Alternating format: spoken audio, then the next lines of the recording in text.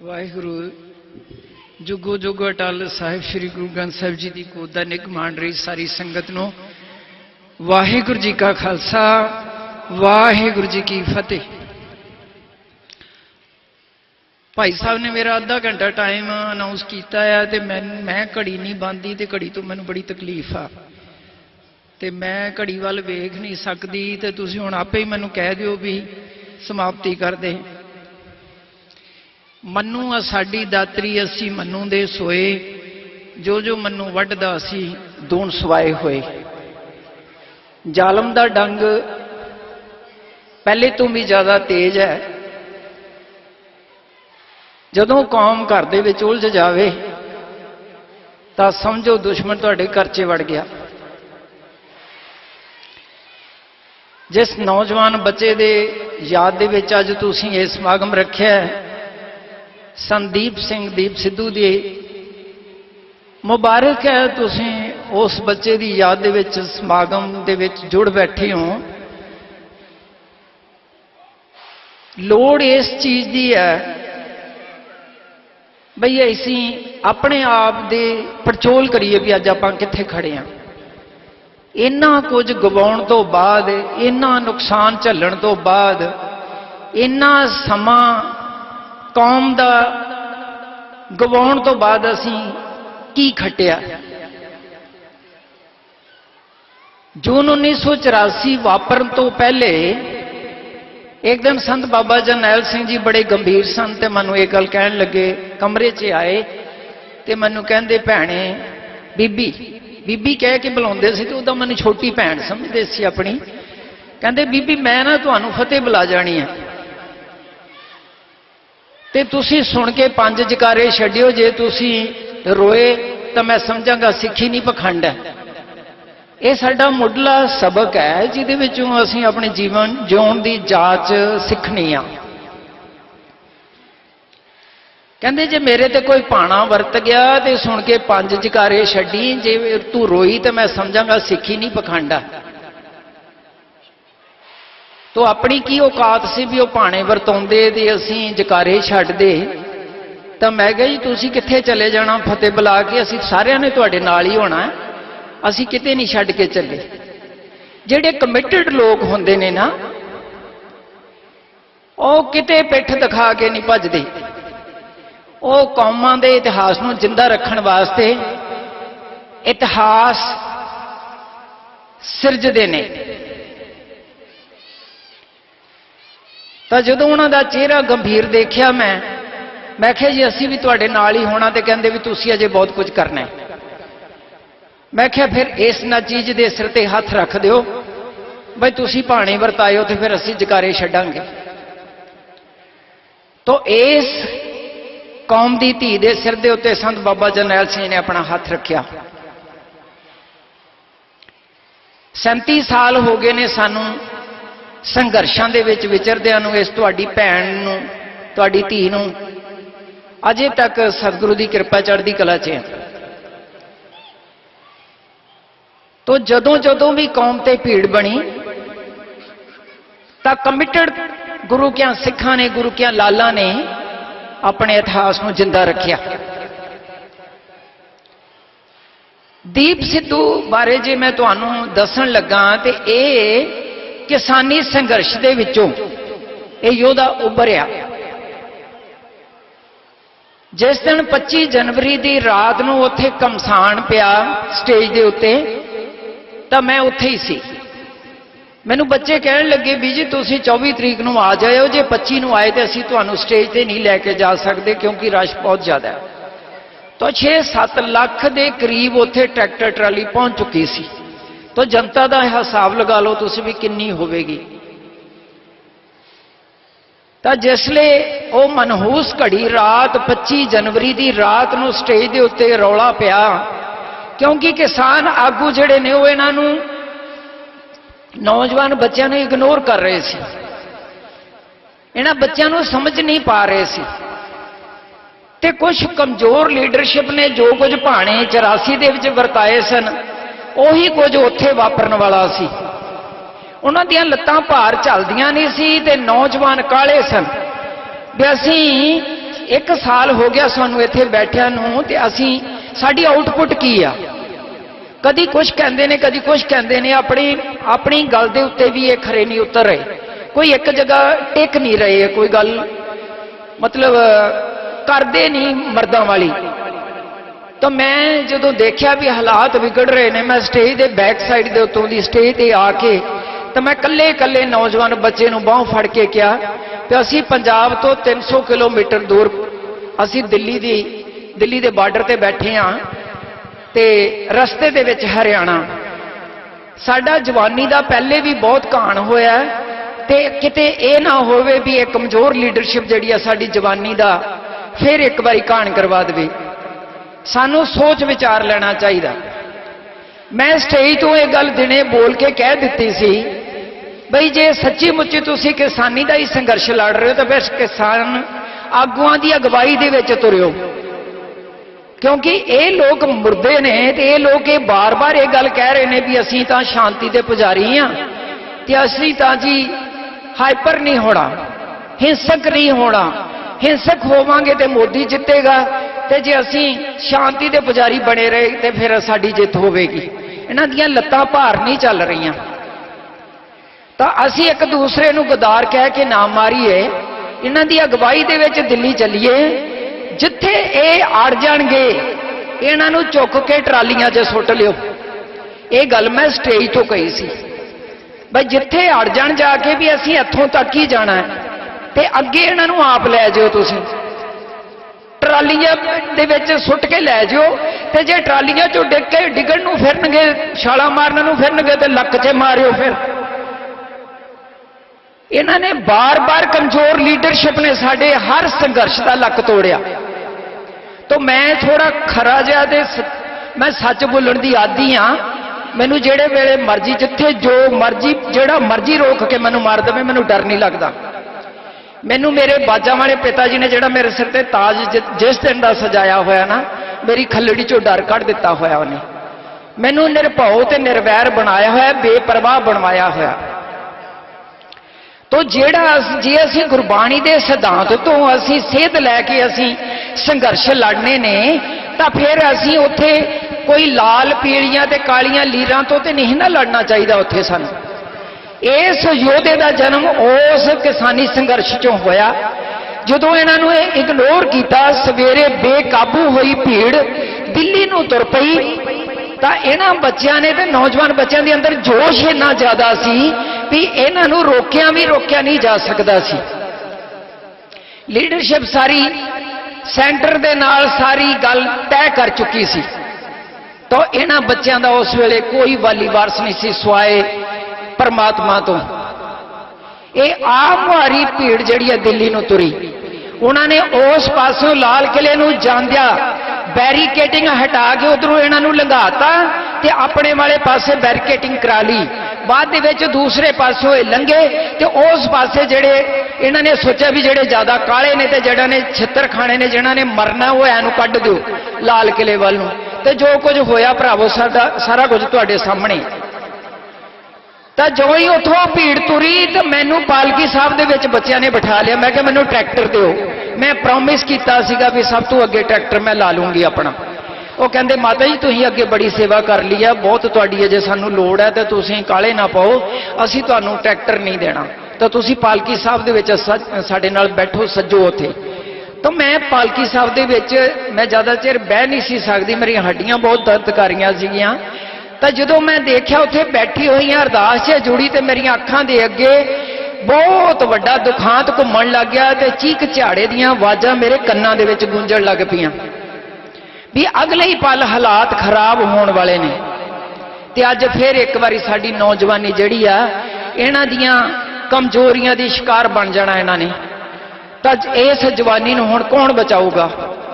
तो मैं पालकी साहब दे विचों उतर के उत्थे सारा दिन चौंकड़ा ला के बाणी पढ़ती रही ते अरदासां करती रही, सच्चे पातशाह हुण इस जवानी दा तू ही बचा सकदा, इन्हां नूं तू ही रख है, नहीं तो इन्हां ने तो मरवाता, मौत दे मूँह च धक्क दिता। जो कुछ होया तुहाडे सामने ही आ सारा कुछ। उस तो बाद इस बच्चे नूं गदार बीजेपी दा दल्ला फलाना ढिंगड़ा की कुछ नहीं उस बच्चे नूं किया, लेकिन उन्होंने कोई नहीं समझ सकिया। जदों वो तुरया वो लकीर खिंच के तुरया। जिहड़े लोग कमिटेड होंदे ने वो पिछे नहीं मुड़दे, वो मौत नूं विआह लैंदे ने। वो निश्चय कर अपनी जीत करों दे सिद्धांत तो प्रभावित होकर तुरदे ने। उन्होंने लोड़ नहीं होंदी किसी दी, वो कल्ले तुरदे ने। कदी घरों लैके काफले तुरन वाले कामयाब भी नहीं होंदे। वो कमजोर लोग होंदे ने जिहड़े ये सोचते हैं घरों काफला तुरेगा तो तुरांगे, वो कल्ले तुरदे ने। जिवें संत बाबा जरनैल सिंह जी की अगवाई दे विच जो कौम दे लई वध अधिकारां दी लड़ाई पंजाब वास्ते लड़ रहे सी, जिवें उस वेले दी लीडरशिप ने जो कुछ गुल खवाए, जो कुछ गदारियां कीतियां, उही कुछ उस वेले किसानी संघर्ष दे विच होया। अज वो अपने खालसाई तवारीख दे उत्ते अपने खून दे नाल साइन करके चला गया।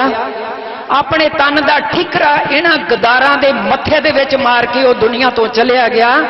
ते अज सारी दुनिया नूं पता लगा भी वो कौमी योद्धा की सोचदा सी, किन्ना दर्द सी उहदे अंदर, किन्ना कुट कुट के प्यार भरिया सी, किद्दां वो दिन रात सोचदा सी भी पंजाब ते पंजाब दे अंदर रहन वाले इस सिख कौम नूं खालसा पंथ नूं किवें असीं चढ़दी कला दे विच रखना। जरूरी नहीं, हाँ एक गल तां जरूर है भाई वो इस गल दा उहनूं जी ये तो होएगा उहदे मन दे विच भी मैं सिक्खी धारण कर लांगा, अमृत छक लवांगा, सिंह सज जावांगा, सिंह सूरमा बन जावांगा, लेकिन देरी कर गया। इसे वास्ते संत बाबा जरनैल सिंह जी ये गल कहंदे हुंदे सी भाई खालसा जी जदों तुसीं सारी कौम नूं खालसा बना लोगे, खालसे दा राज आ जाऊगा। कदी किसी स्पीच दे विच उन्हां ने ये नहीं कहा सी भी मैनूं खालिस्तान चाहिदा। वो कहंदे सी असीं मंगदे नहीं, इस धरती दे उत्ते असीं इस देश दे विच असीं बराबर दे शहरी होके जिउणा चाहुंदे हां। ये सरकार दसे भाई इन्हां ने सानूं नाल बराबरता दा अधिकार देना है कि नहीं देना, ते जे नहीं दिंदी ते फिर खालिस्तान मंगदे नहीं, जे दऊगी ते लै लांगे, 47 वाली गलती नहीं करते। सो खालसा जी धन जियो देखो जग में मुख ते हर जित में युद्ध विचारे। ये खालसे दे संघर्ष ते सिख कौम दे निशाने प्रति सुरजीत करदियां ने बाणी दियां तुकां। तो जेड़ा मनुख जिउण वास्ते खांदा वो जिंदगी जी रहा है, जेड़ा जिउण दी खातर खाण दी खातर जिउ रहा है वो अज भी मुर्दा ते कल भी मुर्दा है। उहदे तो किसी गल की आस नहीं की जा सकती वो कौम लई कुछ करेगा। अज तक लोगों के मन दे विच इन्ना दुश्मनां दे दिलां दे विच इन्ना धुड़कू है भी इस बीबी दियां अखां 'च आंसू क्यों नहीं देखण नूं मिलदे। जदों तुसीं ये गल कह तां लैंदे हो भी मेरा मुझ में किछ नहीं जो किछ है सो तेरा, तेरा तुझको सौंपते क्या लाग्या मेरा।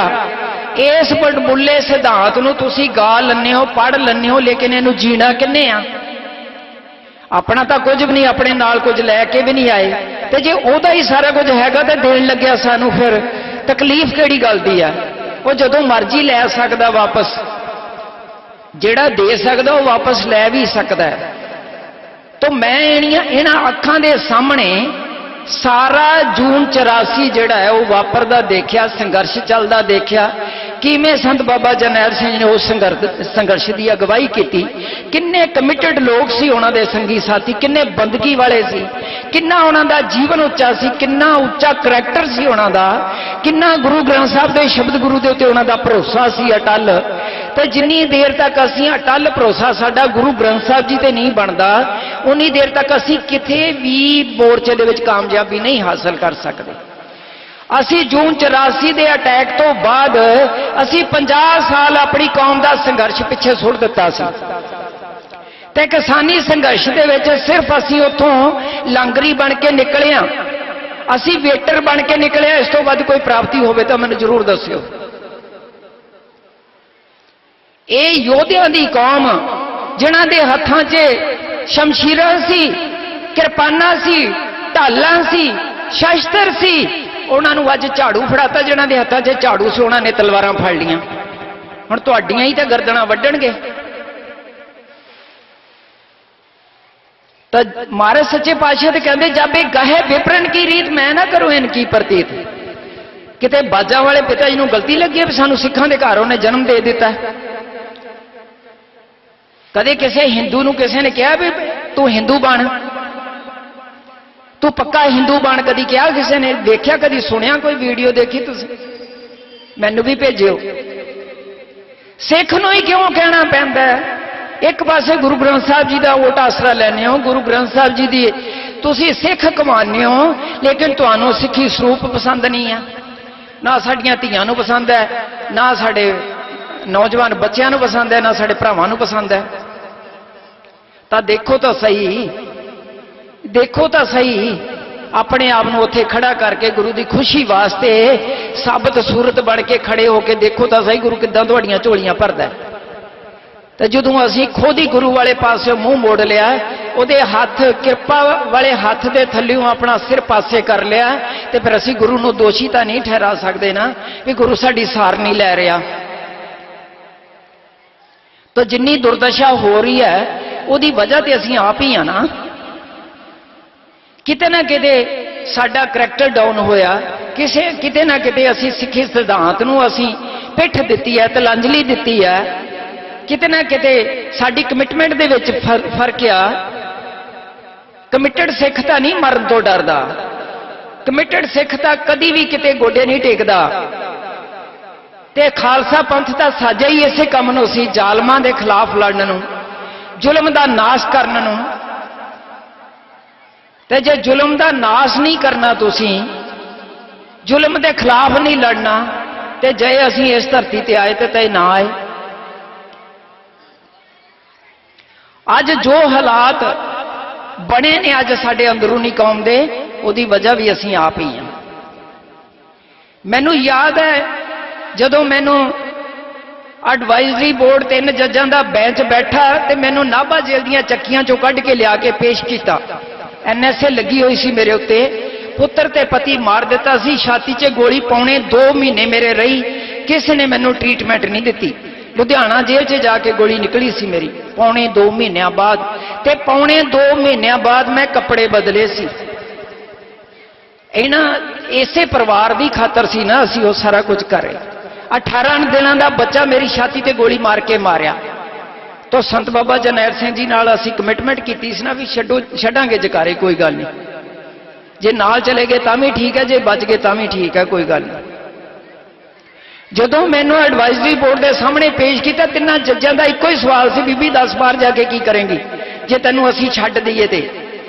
मैं कहा बीबी तुहाडे तो रिहाई दी भिख नहीं मंगदी, मैनूं पता तुसीं मैनूं छड्डना नहीं, ते जे छड्ड दोगे तो बाहर जाके दसूंगी की करना, अजे शिवे बलने। 84 का दर्द कदी भी ठंडा नहीं होना, कदी भी नहीं घटना साडा, चाहे जो मर्जी कर लैण। तो मैनू जज्जा ने इसे गल तो खफा होके NSA मेरी पक्की करके मैनू पहली फ्लाइट के उत्ते जोधपुर जेल नूं तोरिया। तो जोधपुर जेल दे विच 1 साल पंजाब दीआं जेलां 'च, 3 साल जोधपुर दीआं जेलां दे विच तप के तामा हुई धरती के उत्ते मैं 3 साल उस जेल दे विच उत्थे रही, लेकिन ईन नहीं मन्नी। ऐसे घर हम बहुत वसाए, बाणी कहंदी आ। की फर्क पैण लगा सी जे मैं भी चली जाती, तां जे फांसी का तख्ता भी तैयार हो जाता तो की फर्क पैण लगा सी? मैं अपने भरावां नाल कमिटमेंट की सी, मैं सब तो पहले जे फांसी का तख्ता तैयार होया तो मैं चढ़ूंगी फांसी ते। असीं अपनी कौम बचानी, असीं कौम का असीं दर्द घटाउणा है, असीं कौम का इतिहास बचाउणा है। आ थोड़े दिन पहले चंडीगढ़ एक बैठक सीगी, उत्थे तो बड़े विद्वान इकट्ठे हुए, 8-10 किताबां उन्होंने कच्छां 'च लईआं ते सारे विद्वान आए हुए सी, बड़े उत्थे विद्वता घोट रहे सी सारे। तो जदों मेरी वारी आई मैं कहा मैं तो अनपढ़ बंदा, पर मेरा रब पता नहीं पढ़िया कि अनपढ़िया, पर मैं फॉलो करदी हाँ गुरु ग्रंथ साहब जी नूं। मैनू जो मत गुरु ग्रंथ साहब जी दिंदे ने मैं उन्होंने फॉलो करदी हाँ, मैनू किसी की जरूरत नहीं हैगी। तो यह दस दो भी तुसीं अपना सिख इतिहास जिहड़ा किताबां 'च बचाउणा है कि जां उहनूं जी के बचाउणा है? जून 1984 ਦੇ ਵਿੱਚ ਸਾਡਾ ਸਾਰਾ ਲਿਟਰੇਚਰ, ਸਾਰਾ ਜਿੰਨਾ ਉੱਥੇ ਇਤਿਹਾਸ ਪਿਆ ਸੀ, ਸਾਰਾ ਤਹਿਸ ਨਹਿਸ ਕਰ ਦਿੱਤਾ ਤੇ ਕੋਈ ਚੁੱਕ ਕੇ ਲੈ ਗਈਆਂ ਸਰਕਾਰਾਂ, ਅੱਜ ਤੱਕ ਵਾਪਸ ਨਹੀਂ ਮਿਲਿਆ। ਤੋ ਇਹ ਜਜ਼ਬੇ ਜਿਹੜੇ ਨੇ, ਇਹ ਜਜ਼ਬਾ ਸਿੱਖੀ ਦਾ, ਕੁਰਬਾਨੀ ਦਾ ਜਜ਼ਬਾ, ਜਾਂ ਦੁਸ਼ਮਣ ਦੇ ਨਾਲ ਟੱਕਰ ਲੈਣ ਦਾ ਜਜ਼ਬਾ, ਜ਼ੁਲਮ ਦੇ ਖਿਲਾਫ ਲੜਨ ਦਾ ਜਜ਼ਬਾ ਤੁਹਾਨੂੰ ਬਾਣੀ ਚੋਂ ਮਿਲਣਾ। ਤੇ ਜਿੰਨੀ ਦੇਰ ਤੱਕ ਤੁਸੀਂ ਕਮਿਟਮੈਂਟ ਨਹੀਂ ਕਰਦੇ, ਤੁਸੀਂ ਚਾਹੁੰਦੇ ਨਹੀਂ ਉਸ ਬਾਣੀ ਦੇ ਬੜਬੁੱਲੇ ਸਿਧਾਂਤ ਨੂੰ, ਕਿਵੇਂ ਬਚਾਓਗੇ ਤੁਸੀਂ ਆਪਣੇ ਇਤਿਹਾਸ ਨੂੰ? ਕਿਵੇਂ ਬਚਾਓਗੇ ਤੁਸੀਂ ਸਿੱਖ ਕੌਮ ਨੂੰ? ਉਹ ਕੌਮੀ ਯੋਧਾ ਜਿਹੜਾ ਸਾਰੇ ਧਰਮਾਂ ਦਾ ਸਤਿਕਾਰ ਕਰਦਾ ਸੀ, ਪਰ ਆਪਣੇ ਧਰਮ ਦੇ ਵਿੱਚ ਉਹ ਪਰਪੱਕ ਸੀ। ਤਾਂ ਹੀ ਤੇ ਉਹਦੇ ਇੱਕ ਇਸ਼ਾਰੇ ਦੇ ਉੱਤੇ ਮਰਨ ਮਰਾਉਣ ਤੱਕ ਚਲੀ ਜਾਂਦੀ ਸੀ ਸਾਰੀ ਕੌਮ। ਦੁਸ਼ਮਣ ਜ਼ਾਲਮ ਦੀ ਨੀਂਦ ਹਰਾਮ ਕਰ ਦਿੱਤੀ ਉਸ ਕੌਮੀ ਜਰਨੈਲ ਨੇ, ਔਰ ਕਿੱਡੀਆਂ ਕਿੱਡੀਆਂ ਆਫਰਾਂ ਆਈਆਂ ਉਹਨੂੰ, ਉਹਨੇ ਜੁੱਤੀ ਦੀ ਨੋਕ ਤੇ ਠੁਕਰਾਈਆਂ। ਬਈ ਕੌਮ ਆਜ਼ਾਦ ਕਰਾਉਣੀ ਹੈ, ਕੁਛ ਨਹੀਂ ਚਾਹੀਦਾ। ਤੇ ਜਿਹੜੇ ਟੁਕੜ ਬੋਝ ਸੀਗੇ ਦਿੱਲੀ ਦੇ ਦੱਲੇ, ਉਸ ਵੇਲੇ ਵੀ ਅਕਾਲੀ ਲੀਡਰਸ਼ਿਪ ਦੇ ਨੁਮਾਇੰਦੇ, ਉਹਨਾਂ ਨੇ ਜੋ ਕਮਿਟਮੈਂਟ ਕੀਤੀ ਸੀ ਆਪਣੀ ਬੀਬੀ ਨਾਲ, ਚੱਪਲੀ ਝਾੜ ਸਿੱਖ ਸੀ ਜਿਹਦੇ, ਉਹਨਾਂ ਨੇ ਉਹ ਆਪਣਾ ਵਾਅਦਾ ਪੂਰਾ ਪੁਗਾ ਲਿਆ। ਤਖਤ ਢਾਹ ਕੇ ਢੇਰੀ ਕਰਤਾ, ਤਾਂ ਮਾਸੂਮ ਬੱਚੇ ਮਾਰੇ, ਦੁਫਾੜ ਕੀਤੇ, ਗਰਭਵਤੀ ਔਰਤਾਂ ਦੇ ਪੇਟਾਂ 'ਚ ਬ੍ਰੈਸਟ ਮਾਰੇ, ਦੁੜਾ ਕੇ ਪ੍ਰਕਰਮਾਂ 'ਚ ਬੱਚੇ, ਛੋਟੇ ਛੋਟੇ ਬੱਚਿਆਂ ਨੂੰ ਪਿੱਠਾਂ 'ਚ ਗੋਲੀਆਂ ਮਾਰ ਮਾਰ ਕੇ ਮਾਰਿਆ, ਨੌਜਵਾਨਾਂ ਦਾ ਘਾਣ ਕੀਤਾ, ਬੀਬੀਆਂ ਦੀ ਬੇਪੱਤੀ ਕੀਤੀ, ਜੇਲ੍ਹਾਂ 'ਚ ਰੋਲਿਆ। ਅਸੀਂ ਕੀ ਸਿੱਖਿਆ ਉਸ ਚੀਜ਼ ਤੋਂ? ਜੇ ਅੱਜ ਵੀ ਸਾਡੀ ਇਹ ਹਾਲਤ ਹੈਗੀ ਹੈ ਤਾਂ ਸਾਨੂੰ ਥਾਲੀ 'ਚ ਰੱਖ ਕੇ ਤੇ ਰਾਜ ਭਾਗ ਕਿਸ ਨੇ ਨਹੀਂ ਦੇਣਾ। ਕਹੋ ਕਿਸੇ ਕੋ ਰਾਜ ਨਾ ਦੇ ਹੈ ਜੋ ਲੈ ਹੈ ਨਿਜ ਬਲ ਸੇ ਲੈ। ਤਾਂ ਮਨ ਤੋਂ ਜੋਤ ਸਰੂਪ ਹੈ ਆਪਣਾ ਮੂਲ ਪਛਾਣ। ਜਦੋਂ ਤੁਸੀਂ ਜਾਣ ਜਾਓਗੇ ਅਸੀਂ ਕੌਣ ਆ, ਸਾਡੀ ਜ਼ਿੰਦਗੀ ਦਾ ਮਕਸਦ ਕੀ ਹੈ, ਸਾਡੀ ਮੰਜ਼ਿਲ ਕੀ ਹੈ, ਉਦੋਂ ਤੁਹਾਡੀ ਯਾਤਰਾ ਸ਼ੁਰੂ ਹੋਣੀ ਆ। ਸਾਨੂੰ ਤੇ ਅਜੇ ਦਾੜੀਆਂ ਤੇ ਕੇਸਾਂ ਦਾ ਭਾਰ ਬੜਾ ਲੱਗਦਾ, ਸਾਨੂੰ ਤੇ ਅਜੇ ਭਰਵੱਟਿਆਂ ਦਾ ਭਾਰ ਬੜਾ ਲੱਗਦਾ, ਸਾਨੂੰ ਤੇ ਆ 5 ਕਕਾਰਾਂ ਦਾ ਭਾਰ ਬੜਾ ਲੱਗਦਾ। ਤੁਹਾਡੀ ਇੱਕ ਵੱਖਰੀ ਪਛਾਣ ਹੈ, ਤੁਹਾਡੀ ਇੱਕ ਵੱਖਰੀ ਨਸਲ ਹੈ, ਤੁਹਾਡੀ ਵੱਖਰੀ ਇੱਕ ਕੌਮ ਹੈ, ਤੁਹਾਡਾ ਵੱਖਰਾ ਇੱਕ ਧਰਮ ਹੈ, ਤੁਹਾਡਾ ਇੱਕ ਵੱਖਰਾ ਫਲਸਫਾ ਹੈ। ਉਹਨੂੰ ਤੁਸੀਂ ਜੀ ਕੇ ਬਚਾ ਸਕਦੇ ਹੋ। ਜੇ ਤੁਸੀਂ ਕਹੋ ਨਾ ਅਸੀਂ ਪੜ੍ਹ ਕੇ ਬਚਾ ਲਾਂਗੇ ਤੇ ਨਹੀਂ ਬਚਣਾ। ਮੈਂ 1 ਮਹੀਨਾ ਪਹਿਲਾਂ ਇੱਕ ਯੂਪੀ ਦੇ ਵਿੱਚ ਪ੍ਰੋਗਰਾਮ ਕਰਵਾਇਆ ਬੱਚਿਆਂ ਨੇ, ਉਹਨਾਂ ਨੇ ਮੈਨੂੰ YouTube ਤੇ ਸੁਣ ਕੇ ਸੱਦ ਲਿਆ, ਕਹਿੰਦੇ ਵੀ ਜੀ ਅਸੀਂ ਤੁਹਾਡਾ ਇੱਕ ਪ੍ਰੋਗਰਾਮ ਰੱਖਿਆ। ਮੈਂ ਕਿਹਾ ਧੰਨ ਭਾਗ ਦੱਸੋ, ਹੁਕਮ ਕਰੋ, ਕਿਹੜੀ ਸੇਵਾ ਕਰਾਉਣੀ ਮੇਰੇ ਕੋਲੋਂ? ਤੇ ਕਹਿੰਦੇ ਵੀ ਅਸੀਂ ਤੁਹਾਨੂੰ ਸਨਮਾਨਿਤ ਕਰਨਾ। ਮੈਂ ਕਿਹਾ ਮੇਰਾ ਸਨਮਾਨ ਪਤਾ ਕੀ ਆ, ਪਹਿਲਾਂ ਮੈਨੂੰ ਇਹ ਦੱਸੋ ਤੁਸੀਂ ਸਿੱਖੀ ਸੰਭਾਲੀ ਹੋਈ ਆ? ਕਹਿੰਦੇ ਜੀ ਸਾਰੇ ਹੀ ਅਸੀਂ ਕਲੀਨ ਸ਼ੇਪ ਆ, ਔਰ ਸਾਰੇ ਹੀ ਅਸੀਂ ਨਸ਼ੇੜੀ ਆ ਜਿਹੜੇ ਅਸੀਂ ਤੁਹਾਨੂੰ ਬੁਲਾ ਰਹੇ ਹਾਂ। 40-45 ਮੁੰਡਿਆਂ ਦੀ ਗੈਂਗ। ਮੈਂ ਕਿਹਾ ਪੀਤਮ ਬਣ ਗਈ ਗੱਲ, ਚੱਲ ਹੁਣ ਤੇਰੀ ਲੋੜ ਆ ਉੱਥੇ, ਕੋਈ ਗੱਲ ਨਹੀਂ। ਜਿਸ ਏਰੀਏ 'ਚ ਗਈ ਉੱਥੇ ਗੁਰਮੀਤ ਰਾਮ ਰਹੀਮ ਦਾ ਬਹੁਤ ਜ਼ਿਆਦਾ ਉੱਥੇ ਬੋਲ ਬਾਲਾ ਤੇ 4 ਚਫੇਰੇ ਉਹਨੇ ਬੜਾ ਜਾਲ ਵਿਛਾਇਆ। ਮੈਂ ਕਿਹਾ ਬਣ ਗਈ ਗੱਲ, ਜੇ ਲੇਖੇ ਲੱਗ ਗਈ ਤਾਂ ਵੀ ਠੀਕ ਹੈ, ਜੇ ਵਾਪਸ ਆ ਗਈ ਤੇ ਫਿਰ ਆ ਕੇ ਦੁਸ਼ਮਣ ਦੀ ਹਿੱਕ ਤੇ ਚੜਾਂਗੀ, ਫਿਰ ਕਰੂੰਗੀ ਪ੍ਰਚਾਰ, ਕੋਈ ਗੱਲ ਨਹੀਂ। ਮੈਂ ਉਹ ਅੱਜ ਮੈਂ ਦੇਖ ਰਹੀ ਹਾਂ ਵੀ ਉਹਨਾਂ ਬੱਚਿਆਂ ਨੂੰ ਜਦੋਂ ਮੈਂ ਉੱਥੇ ਜਾ ਕੇ ਮਿਲੀ ਤੇ ਉਹਨਾਂ ਨੂੰ ਗੱਲ ਨਾ ਲਾਇਆ, ਉਹ ਤਾਹਾਂ ਮਾਰ ਮਾਰ ਰੋਏ ਵੀ ਅੱਜ ਤੱਕ ਸਾਨੂੰ ਤੁਹਾਡੇ ਵਾਂਗ ਕਿਸੇ ਨੇ ਨੇੜੇ ਹੀ ਨਹੀਂ ਲਾਇਆ, ਸਾਨੂੰ ਕੋਈ ਪਿਆਰ ਨਾਲ ਸਮਝਾਉਣ ਨੂੰ ਤਿਆਰ ਹੀ ਨਹੀਂ, ਸਾਨੂੰ ਨਸ਼ੇੜੀ ਤੇ ਸਾਨੂੰ ਪਤਤ ਸਮਝ ਕੇ ਦੁਰਕਾਰਦੇ ਨੇ ਸਾਰੇ। ਮੈਂ ਆਖਿਆ ਪਰ ਇਹ ਮਾਂ ਦੇ ਹਿੱਸੇ ਨਹੀਂ ਆਇਆ। ਇਹ ਮਾਂ ਉਹ ਮਾਂ ਹੈ ਜਿਹੜੀ ਕਦੇ ਨਹੀਂ ਮਰਦੀ, ਜਿਹਦੇ ਉੱਤੇ ਹਰ ਨੌਜਵਾਨ ਬੱਚਾ ਫਖਰ ਕਰ ਸਕਦਾ ਹੈ, ਹਰ ਬੱਚਾ ਉਹਦੀ ਗੋਦੀ ਦਾ ਨਿੱਘ ਮਾਣ ਸਕਦਾ ਹੈ। ਇਹ ਉਹ ਮਾਂ ਹੈ। ਅੱਜ ਉਹ ਮੈਂ ਕਿਹਾ ਮੈਨੂੰ ਇਹ ਦੱਸ ਦਿਓ ਹੁਣ ਮੈਂ ਕਿਹਦੇ ਤੇ ਫਖਰ ਕਰਾਂ? ਮੈਂ 18 ਦਿਨਾਂ ਦਾ ਬੱਚਾ ਜਦੋਂ ਮੈਂ ਸੰਤ ਬਾਬਾ ਜਰਨੈਲ ਸਿੰਘ ਦੀ ਅਗਵਾਈ ਦੇ ਵਿੱਚ ਸੰਘਰਸ਼ ਦੇ ਵਿੱਚ ਝੋਕ ਦਿੱਤਾ ਸੀ ਨਾ, ਖਿੜੇ ਮੱਥੇ ਜਕਾਰੇ ਛੱਡ ਕੇ ਵੀ ਸੱਚੇ ਪਾਤਸ਼ਾਹ ਇਸ ਮਨਪ੍ਰੀਤ ਦੀਆਂ ਤਨ ਦੀਆਂ ਬੂੰਦਾਂ ਜਿੰਨੀਆਂ ਖੂਨ ਦੀਆਂ ਧਰਤੀ ਤੇ ਡਿੱਗਣਗੀਆਂ, ਉਹਨੇ ਆਏ ਦਿਨ ਹਜ਼ਾਰਾਂ ਨੌਜਵਾਨ ਹੋਰ ਉੱਠਣਗੇ ਤੇ ਦਿੱਲੀ ਦਰਬਾਰ ਨੂੰ ਲਲਕਾਰਨਗੇ ਤੇ ਜ਼ੁਲਮ ਦੇ ਖਿਲਾਫ ਖੜੇ ਹੋਣਗੇ। ਮੈਂ ਕਿਹਾ ਤੁਸੀਂ ਦੱਸੋ ਤੁਹਾਡੇ ਤੇ ਮੈਂ ਮਾਣ ਕਰ ਸਕਦੀ ਹਾਂ?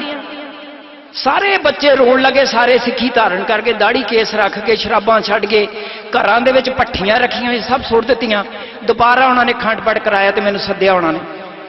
तो मेरा जिन्ना कालजा मेरा मतलब पहला दुखिया सी उन्ना ही मैं गदगद हो गया, मेरा अंदरों अंदर खिड़ गया मेरा बई असी इन्हां बच्चों के वास्ते जे बच्चे कुराए पए हुए ने तो दोषी भी असी हाँ, असी इन्हां नूं संभाल नहीं रहे।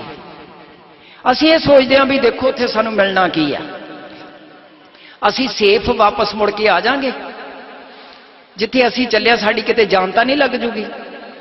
तो देखो जिन्ने साह तुहानूं दे के कुदरत ने भेजा है, जन्म ते मौत उहदे हथ विच है। पहला मरण कबूल जीवन की छड़ियास हो सबना की रेणका तो आओ हमारे पास, ये गुरु की खुशी है। तब मरण लिखाए मंडल में आए, मरना लिखाया तो जीवन मिलया, तो कौन मार दू? जिन्ने साह लिखे ने उन्ने भोग के मरांगे, कोई नहीं मार सकता। जे असी मौत तो डरते रहे तो फिर असी कोई लड़ाई नहीं लड़ सकते, सड़ जोगे एको जगह बैठे बैठे, कुछ नहीं कौम का सवार सकते। तुसी कौम का की सवारना, अपना ही नहीं सवार सकते। जा धरती ते आए ते ना आए, व्यर्थ जाना साडा जीवन। सो इस करके सब तो पहला अपने आप नूं पछाणो, निरभौ ते निर्वैर होवो, बेपरवाह होवो। किहड़ी गल दी परवाह करदे? मौत तो डरिया होया बंदा, बुखलाया होया, पुठे सीधे काम करदा ते गोडे टेकदा किसी दे भी अगे, किसी भी ताकत तो प्रभावित होकर डर के बंदा गोडे टेकदा है। ते जदों मौत ते जीवन उपर वाले दे हथ विच है ते फिर डर किहड़े भड़ूए दा रह जांदा उत्थे। मैनूं नहीं लगदा भी मौत कोई दुखदाई घटना है, ये उहदा वरतारा है, उहदा सिस्टम है। जिहड़ा आया उन्हें जाना है, जिहड़ा भांडा घड़िया गया उन्हें भज्जना है। तो कुछ करके जाइए, इस धरती ते आया साडा सफल हो जावे। सिੱਖੀ ਦਾ करैक्टर है धर्म की किरत करनी, नाम जपना ते वंड के छकना। जे साडी किरत सुची होवेगी, असी वंड के छकांगे ते नाम जपांगे, तो उहदे विचों साडा व्यवहार जिहड़ा ना उन्हें जन्म लैना है। सानू दस्सण दी लोड़ नहीं पैनी असी सिੱਖ हां, असी कौन हुन्ने आ, दुश्मन नूं दस्सण दी जरूरत नहीं पैनी, उन्हें आपे अंदाजा ला लेना है। तो जिहड़े किरदारां तो प्रभावित हो के कौमी योधे अपने खून दे नाल अपना इतिहास सिरजदे ने, वो किरदार भी तो मावां ने ही पैदा किए हुए ना।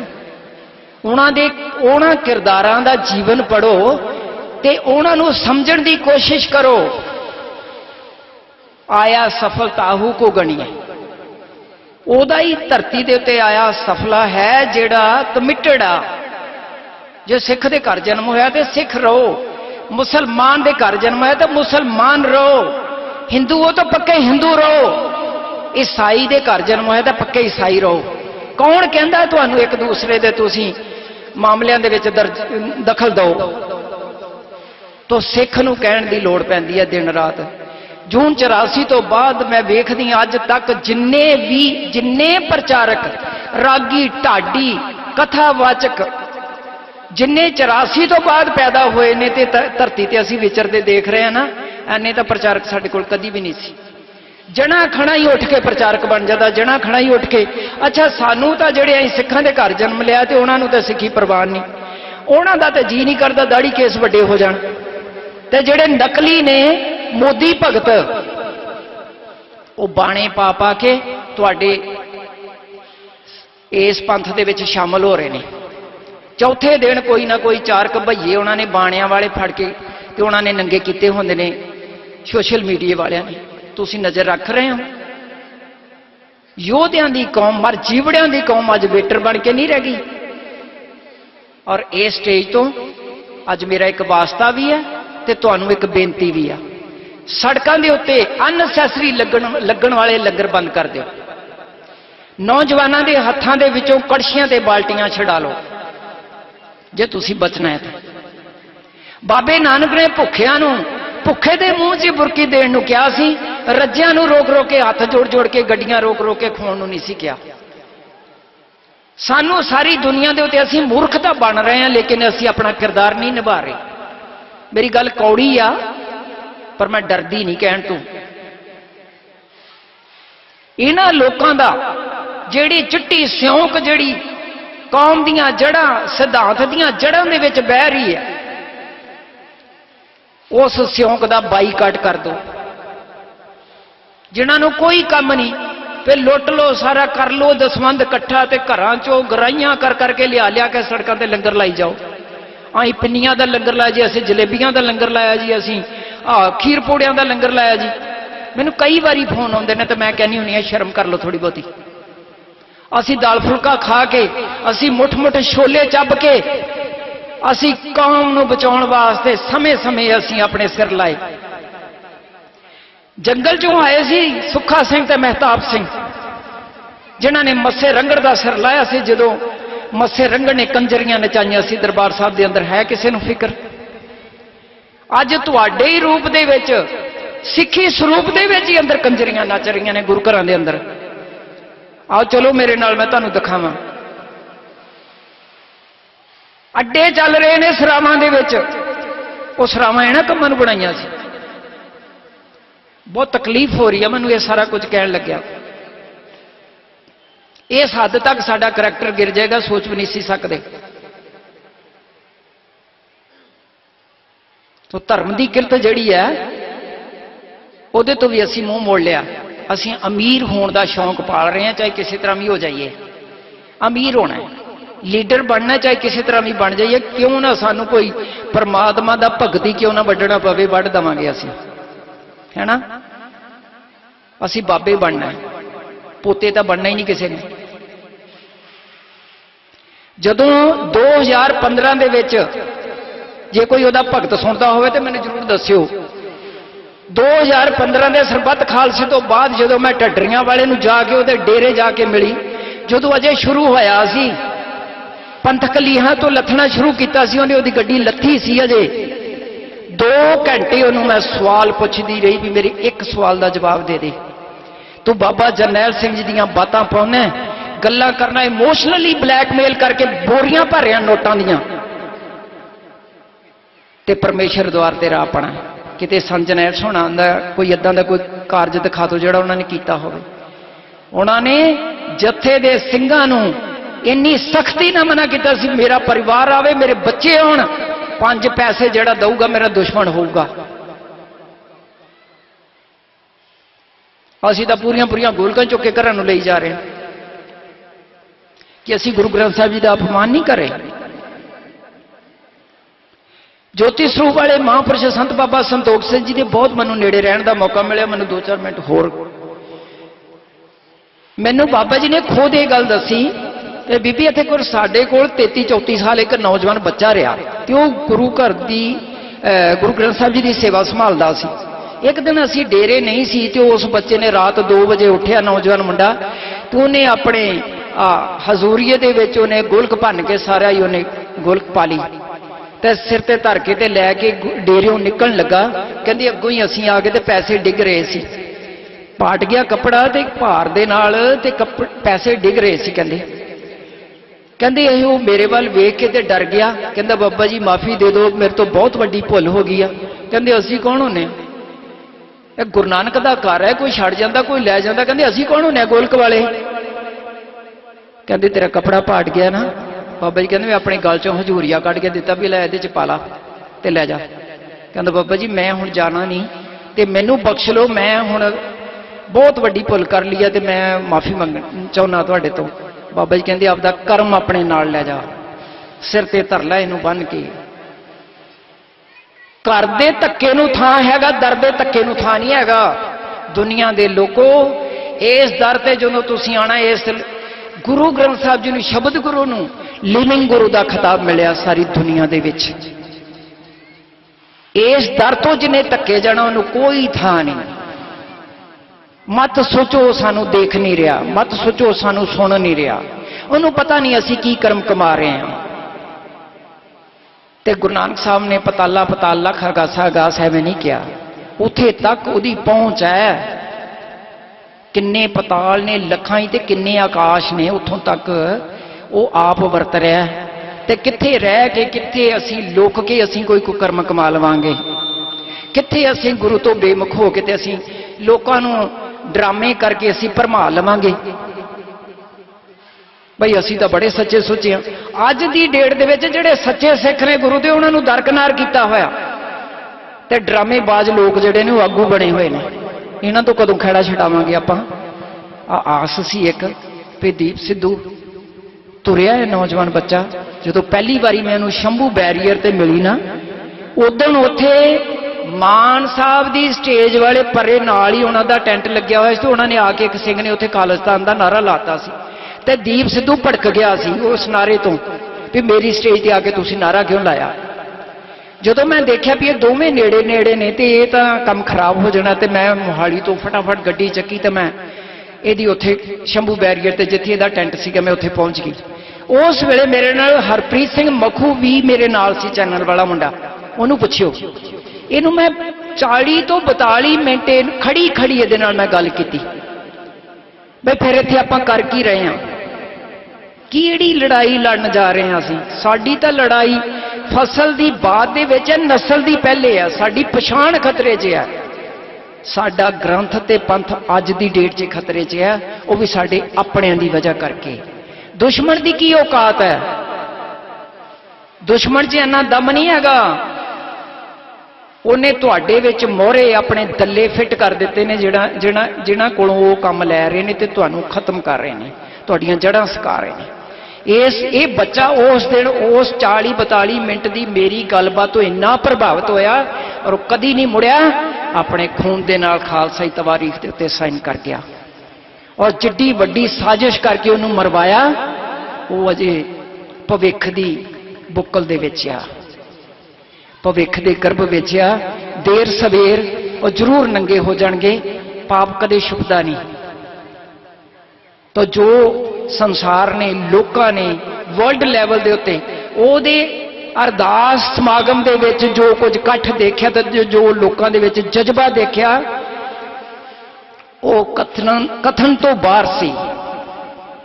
ਅੰਦਾਜ਼ਾ ਨਹੀਂ ਸੀ ਲਾ ਸਕਦੀਆਂ ਸਰਕਾਰਾਂ ਜੋ ਹੋ ਗਿਆ ਉੱਥੇ। ਪਰ ਫਿਰ ਇੱਕ ਗਲਤੀ ਫਿਰ ਪੰਥ ਕੋਲੋਂ ਕਰਵਾ ਗਿਆ। ਉਸ ਵੇਲੇ ਜਵਾਨੀ ਨੂੰ ਕੋਈ ਮੈਸੇਜ ਨਹੀਂ ਗਿਆ, ਉਸ ਸਟੇਜ ਤੋਂ ਕੋਈ ਮੈਸੇਜ ਨਹੀਂ ਗਿਆ। ਬਾਰ-ਬਾਰ ਕਿਹਾ ਵੀ ਯੋਧਿਆਂ ਦੀਆਂ ਅੰਤਮ ਅਰਦਾਸਾਂ ਨਹੀਂ ਹੁੰਦੀਆਂ, ਅੰਤਮ ਅਰਦਾਸਾਂ ਯੋਧਿਆਂ ਦੇ ਨਹੀਂ ਹੁੰਦੀਆਂ, ਕਲਯੁਗੀ ਜੀਵਾਂ ਦੀਆਂ ਹੁੰਦੀਆਂ ਨੇ, ਆਮ ਲੋਕਾਂ ਦੀਆਂ ਹੁੰਦੀਆਂ ਨੇ।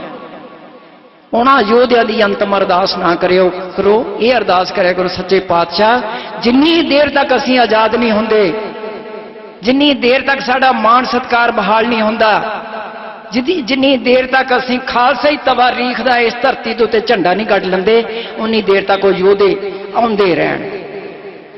ਕਿਉਂਕਿ ਗੁਰਮੁਖ ਆਵੇ ਜਾਏ ਨਿਸੰਗ। ਬਹੁਤ ਜਲਦੀ ਦੀਪ ਸਿੱਧੂ ਅੰਮ੍ਰਿਤ ਛਕਣ ਵਾਲਾ ਸੀ, ਪਰ ਇਸ ਚੀਜ਼ ਤੋਂ ਵਾਂਝਾ ਚਲੇ ਗਿਆ। ਉਹ ਆਵੇਗਾ, ਫੇਰ ਆਵੇਗਾ, ਆਵੇਗਾ।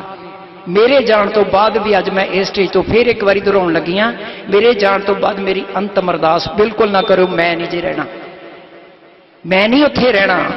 ਜਿੰਨੀ ਦੇਰ ਤੱਕ ਮੇਰੀ ਕੌਮ ਆਜ਼ਾਦ ਨਹੀਂ ਹੁੰਦੀ, ਬਾਰ-ਬਾਰ ਆਵਾਂਗੀ ਇਸ ਧਰਤੀ ਦੇ ਉੱਤੇ। ਮੇਰਾ ਨਿਸ਼ਚੈ ਹੈ ਔਰ ਮੇਰਾ ਇਹ ਪ੍ਰੋਮਿਸ ਹੈ ਆਪਣੇ ਗੁਰੂ ਦੇ ਨਾਲ। ਸੱਚੇ ਪਾਤਸ਼ਾਹ ਤੂੰ ਮੈਨੂੰ ਮੁਕਤੀ ਨਾ ਦਈ, ਰਾਜ ਨਾ ਚਾਹੂੰ, ਮੁਕਤ ਨਾ ਚਾਹੂੰ, ਮਨ ਪ੍ਰੀਤ ਚਰਨ ਕਮਲਾਰੇ, ਉੱਥੇ ਰੱਖੀ ਜਿੱਥੇ ਤੇਰੇ ਚਰਨਾਂ ਦਾ ਪਿਆਰ ਮਿਲੇ ਮੈਨੂੰ ਨਾਲ। ਤੋ ਸੋ ਕੋ ਯੋਧਿਆਂ ਦੀਆਂ ਅੰਤਮ ਅਰਦਾਸਾਂ ਨਾ ਕਰਿਓ ਕਰੋ। ਨੌਜਵਾਨੀ ਜਦੋਂ ਤੁਸੀਂ ਜਵਾਨੀ ਨੂੰ ਸੁਚੇਤ ਕਰ ਦਿੱਤਾ, ਜਵਾਨੀ ਨੂੰ ਬਚਾ ਲਿਆ, ਜਵਾਨੀ ਦੇ ਚਿਹਰਿਆਂ ਦੇ ਉੱਤੇ ਤੁਸੀਂ ਸਿੱਖੀ ਸਰੂਪ ਨੂੰ ਬਚਾ ਲਿਆ, ਆਪਣੇ ਹੱਥਾਂ ਦੇ ਵਿੱਚ ਆਪਣੇ ਸਰੂਪ ਨੂੰ ਮਹਿਫੂਜ਼ ਕਰ ਲਿਆ, ਉਦੋਂ ਖਾਲਸੇ ਦਾ ਰਾਜ ਆ ਜਾਣਾ। ਇਹਨਾਂ ਲੋਕਾਂ ਵਿੱਚੋਂ ਜਿਹੜੇ ਤੁਹਾਡੇ ਵਿਰੋਧੀ ਨੇ, ਤੁਹਾਡੇ ਦੋਖੀ ਨੇ, ਇਹਨਾਂ ਵਿੱਚੋਂ 96 ਕਰੋੜ ਸਿੰਘ ਸੱਜਣਾ ਇਸ ਧਰਤੀ ਦੇ ਉੱਤੇ ਖਾਲਸੇ ਦਾ ਰਾਜ ਆਉਣਾ ਹੈ, ਆਏਗਾ, ਅਵਸ਼ ਆਏਗਾ। ਇੰਤਜ਼ਾਰ ਕਰੋ। ਚੰਗਾ ਸੋਚੀਦਾ, ਆਪਣੀ ਮੰਜ਼ਿਲ ਜਿਹੜੀ ਹੈ ਨਾ, ਆਪਣਾ ਮਕਸਦ ਜਿਹੜਾ ਹੈ, ਉਹਦੇ ਵੱਲ ਧਿਆਨ ਰੱਖੋ, ਯਾਤਰਾ ਜਾਰੀ ਰੱਖੋ, ਗੁਰੂ ਤੁਹਾਡੇ ਨਾਲ ਰਹੇਗਾ। ਮੈਂ ਕਈ ਵਾਰੀ ਮੈਨੂੰ 3 ਇੰਨੇ ਜ਼ਬਰਦਸਤ ਐਕਸੀਡੈਂਟ ਕੀਤੇ, ਮੇਰੀ ਆਵਾਜ਼ ਬੰਦ ਕਰ ਲਈ, ਇਹਨੂੰ ਠੋਕੋ, ਇਹਨੂੰ ਮਾਰੋ, ਕਿਸੇ ਤਰ੍ਹਾਂ ਵੀ 3 ਵਾਰੀ ਮੈਨੂੰ ਪਾਰਾ ਦਿੱਤਾ ਮਾਰਨ ਲਈ। ਸੁੱਤੀ ਪਈ ਨੂੰ ਮੇਰੇ ਨੌਕਰ ਤੋਂ ਮੈਨੂੰ ਚਾਕੂ ਮਰਵਾਇਆ, ਗੱਡੀਆਂ ਟੋਟਲ ਲਾਸ 'ਚ ਗਈਆਂ, ਮੈਂ ਫਿਰ ਜਿੰਦਾ। ਤਾਂ ਲੱਗਦਾ ਨਹੀਂ ਵੀ ਗੁਰੂ ਦੀ ਕਿਰਪਾ ਹੈ। ਜੇ ਮਾਰਨ ਵਾਲੇ ਨੇ ਸੋਚਿਆ ਵੀ ਮੈਂ ਬੜਾ ਤਾਕਤਵਰ ਹਾਂ ਤੇ ਰੱਖਣ ਵਾਲਾ ਡਾਢਾ ਨਹੀਂ ਉਹਦੇ ਤੋਂ, ਕਿਤੇ ਕੁਛ ਨਹੀਂ ਹੋਣ ਲੱਗਾ ਸਾਨੂੰ। ਧੰਨ ਜੀਓ ਤੇ ਕੋ ਜਗ ਮੈਂ, ਮੁਖ ਤੇ ਹਰ ਚਿਤ ਮੈਂ ਜੁੱਧ ਵਿਚਾਰੈ, साडे बाजा वाले पिता जी ने एक हत्थ दे विच सानू माला ते दूजे हत्थ दे विच अपने माला दी अपने धर्म की रखिया वास्ते तलवार दिती आ। अज तुसीं तलवारां दुश्मनां दे हत्थां 'च फड़ातियां ने, सरोपे तुसीं दुश्मनां दे हत्थां 'च पाने शुरू कर दिते ने। सरोपे का सिद्धांत मार दिता गया है। हर 6 जून नूं मैनूं वाजा मारदे ने अकाल तख्त दे उत्ते, बीबी जी आके सरोपा लै लो। तुसीं ओही सरोपा खोते दे गल 'च, ओही सरोपा तुसीं घोड़े दे गल 'च पाउंदे हो। प्रीतम कौर नहीं लेगी। प्रीतम कौर दी सोच वखरी है। प्रीतम कौर सिद्धांत नाल बजी हुई है। इस सरोपे की खातर प्रीतम कौर की यात्रा नहीं जारी। प्रीतम कौर कौम नूं आज़ाद करना चाहती है, खालसे का राज बहाल करना चाहती है। जिन्ना समा हैगा आपां डटे रवांगे, किते नहीं मरदे। मैं मर जूंगी, मस्या लगणों हट जानी। अज बापू प्यारा सिंह दे घर मेरा जन्म होया, कल किसी होर बापू दे घर हो जाऊगा, पर होएगा किसी बंदगी वाले दे घर। पर एक अरदास है भी सच्चे पातशाह जदों जदों भी मैं धरती ते आवां, मैनूं संत बाबा जरनैल सिंह जी खालसा पिंडरां वाले दी संगत मिले, मैं उन्हां दी अगवाई दे विच लड़ां। वो मौत भी मैनू सरकार दवे जिहड़ी अज तक किसी नूं नहीं दित्ती। मैं खिड़े मत्थे चलूंगी। साडियां जमीरां क्यों मर गईयां, साडियां अणखां क्यों मर गईयां। अणख नाल जीए, जमीरां अपनियां बचा के रखिए। जे जमीर कायम है, अणख कायम है, तो कौम कायम आ। कौम किते नहीं मरदी। अज दीप सिंह सिद्धू दे अज जिन्नी जवानी उहदे तो प्रभावित हो के जिन्नियां ने हत्थां 'च झंडे फड़ लए ने, लकीर खिंच ली है, तुसीं सोच भी नहीं सी सकदे भी इन्नी जवानी दे विच इन्ना चेंज आऊगी, इन्ना तगड़ा हुलारा मिलूगा। पर मेरी इस स्टेज तो यह बेनती आ भाई देर ना करो, सिक्खी स्वरूप संभालण तो अपना सिक्खी स्वरूप संभाल लो। उन्हां दी जथेबंदी नूं मेरी बेनती आ, वो ना होवे भी दीप वांग सानू कल्ले कल्ले नूं करके हर बंदे नूं अपनी वो दाड़ थले दब लैण। हर बंदा उन्हां दियां पॉलिसियां दा, उन्हां दियां नीतियां दा शिकार हो जाए। उस तो पहलां तुसीं सिक्खी संभाल लिओ, अपने हत्थां दे विच महफूज कर लो। तुहानूं कोई हक नहीं इस सिक्खी नूं तुसीं कैंचियां दे नाल कट कट के गटरां 'च सुट रहे हो। ये सरदारी आ, ये साडी वखरी पछाण है। ये खालसे दे राज दे वाले पासे नूं लैके जा रही है। खालसा ही शानो शक्कत दा ये प्रदर्शन कर रही है। तो इक्को गल दा ही दर्द है मैनूं, जिहड़ियां मैं बेनतियां कीतियां ने, मेरियां बेनतियां वाल ध्यान दिओ। औरत जात भी किसी तरह भी तुहाडे नालों घट नहीं हैगी। औरत है तो संसार है, औरत है तो मर्द है। बेशक दोवें पहिए बराबर चलते हैं गड्डी दे, पर औरत का अपमान जो करना बंद कर दोगे फिर माई भागू घर घर जम्मण गियां। औरत का सत्कार बहाल रखो। हर किसी नूं सरोपा ना दो, हर किसी नूं सन्मानित ना करो। बाजा वाले पिता जी आ मेरा 5000 आ मेरा 10,000 कह के सन्मान दिंदे सी। जिहड़े लड़के शहीद हुंदे सी, अज असीं गधियां दे गलां दे विच उस सरोपे पाई जाने। तो मैनूं गुरु की हजूरी दे विच सख्त शब्द कहने पै रहे ने, माफ़ करना, क्योंकि मेरी ड्यूटी लगी हुई आ। मैं आखिरी दम तक इदां ही कहंदी रवांगी ते तुसीं सुण दा दम रखियो, जिगरा रखियो ते मेरियां ये बेनतियां दे उत्ते थोड़ा गौर करियो। अपनी किरत सुची कर लो, अपने हत्थां दे विच अपने सिੱਖੀ ਸਰੂਪ ਨੂੰ महफूज कर लो। दुश्मन नूं भजदिआं नूं राह नहीं लभना। जिस दिन तुसीं सुचेत हो गए, तुसीं अपने आप की पछाण कर ली, अपने मेन मकसद अपनी मंजिल वाले पासे अपनी यात्रा शुरू कर ली ना, तो कोई दुनिया की ताकत तुहानूं हरा नहीं सकती। सो चढ़दी कला दे विच रहो। मेरियां धीआं ते मेरियां भैणां नूं, मेरियां बच्चियां नूं बेनती आ बई डर डर के मर मर के जिउणा तुहाडे हिस्से नहीं आया। तुसीं माई भागो दियां वारसां जे, तुसीं चढ़दी कला वाला जीवन जियो, गुरु की खुशी वास्ते जियो। घरां दे विच डोमैसटिक वायलेंस जिहड़ी हो रही है उहनूं तुसीं अंदर कुट कुट के ना जियो, उहनूं बाहर लिआओ। असीं एक टीम बनावांगे जिहड़े आपां इहो ਜਿਹੇ छोटे छोटे मसले जिहड़े ने आपां हल करिया करांगे। सो इस करके तुसीं भी सिੱਖੀ ਸਰੂਪ ਦੇ ਵਿੱਚ ਹੋਵੋਗੀਆਂ। ਬਾਣੀ ਦੇ ਉੱਤੇ ਤੁਹਾਡਾ ਅਟਲ ਵਿਸ਼ਵਾਸ ਹੋਵੇਗਾ, ਭਰੋਸਾ ਹੋਵੇਗਾ। ਤੁਸੀਂ ਸ਼ਬਦ ਗੁਰੂ ਨੂੰ ਪ੍ਰਣਾਈਆਂ ਹੋਵੋਗੀਆਂ ਤਾਂ ਤੁਹਾਡੇ ਘਰ ਗੁਰਮੁਖ ਪਿਆਰੇ ਸੂਰਬੀਰ ਯੋਧੇ ਜਨਮ ਲੈਣਗੇ। ਤੁਹਾਡੀ ਕੁੱਖ ਬੰਜਰ ਹੋ ਰਹੀ ਹੈ ਤੇ ਇਹਨੂੰ ਬੰਜਰ ਹੋਣ ਤੋਂ ਬਚਾਇਆ ਜਾ ਸਕਦਾ ਅੰਮ੍ਰਿਤ ਦੀਆਂ ਬੂੰਦਾਂ ਪਾ ਕੇ, ਕਿਉਂਕਿ ਇਹ ਤਪ ਰਹੀ ਹੈ। ਬੰਜਰ ਦੇ ਜਿਹੜੀ ਧਰਤੀ ਬੰਜਰ ਹੋਈ ਹੈ, ਨਿਸ਼ਚੈ ਹੀ ਉਹਦੇ ਉੱਤੇ ਅੱਗ ਬਲ ਰਹੀ ਹੈ। सो इस करके गुरु कृपा करे सच्चे पातशाह साडी कौम नूं, साडी जवानी नूं समत बख्शे, साडे बाबावाद तो खड़ा छुड़ावे, साडे आ जिहड़े अननैसेसरी लंगर लग रहे साडी जवानी नूं उलझाया वेटर बना के उहदे विचों निजात पाओ तो तुसीं अपने मेन मकसद नूं पछाणो उस पासे अपनी यात्रा नूं जारी रखो। सो इस बच्चों ने इन्हां बच्चों ने बड़े प्यार नाल मैनूं सद्दिया, मैनूं कहंदे सी भी जी असीं घरों ही लै जाने, घरे छड्ड भी जावांगे। मैं कहा कोई गल नहीं, तुसीं अपना प्रोग्राम संभालो, मैं आ जाऊँगी। सो इस करके जिन्नी कि मैं हाज़री भरी आ तुसीं प्रवान करियो, मेरियां भुल्लां ना चतारियो। गुरु ने जो मेरी ड्यूटी लाई हुई है मैं बजा रही हाँ, तुसीं मेरे लिए एक अरदास करियो सच्चे पातशाह आखिरी दम तक मेरी ये सेवा जिहड़ी है ना आखिरी दम तक निभ जावे, ये प्यार निभ जावे, असीं कौम लई कुछ कर सकीए। जिन्ने जोगे हैगे हाँ असीं लड़ीए, असीं मरीए, तुसीं जियो, असीं उजड़िए, तुसीं वसो। तो जिन्ने क लोग संत बाबा जरनैल सिंह के खिलाफ जिन्हां ने युद्ध विढ़िया होया ना, इन्होंने सारे ने मर मुक जाना। कूड़ ने खुट्टे नानका उठ सच रही, वो कौमी योधे ने रहिंदी दुनिया तक सुत्तियां पईयां जालम सरकारां नूं इन्हां नूं रात भी परेशान करदी है। उन्हां दी याद ते उन्हां दा नां रात भी बड़ा बड़ा के उठते हैं, चिक्का मारते हैं, उन्हां दे नां तो इन्हां नूं तकलीफ है। तो जिवें कौमी योधा 20वीं सदी का महान कौमी योधा कौमी जरनैल संत बाबा जरनैल सिंह जी तुहाडे लई वडमुला इतिहास सिरज के गए, अपने इतिहास को जिंदा रखा उन्होंने, ते मरी हुई उस वेले कौम, मुर्दा हुई कौम के अंदर एक रूह फूकी उन्होंने, तो तुहानूं तोरिया जिस कारज वाले पासे उधर अपनी यात्रा जारी रखो। वाहिगुरू जी का खालसा, वाहिगुरू जी की फतेह। बोले सो निहाल।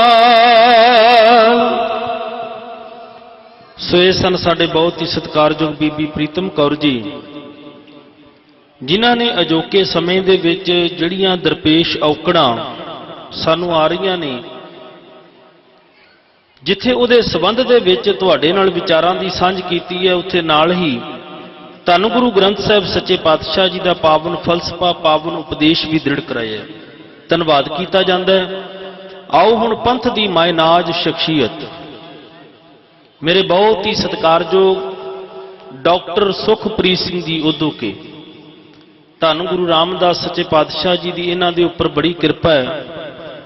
अजोके समय दे विच जो पंथ नूं दरपेश औकड़ां आ रहीआं ने, उन्हां पहलुआं दे उपर जिथे सिख संगतां दे नाल विचारां दी सांझ करदे ने, उत्थे नाल ही इतिहास दी खोज, इन्हां दी बड़ी इतिहास दे उपर पकड़ है।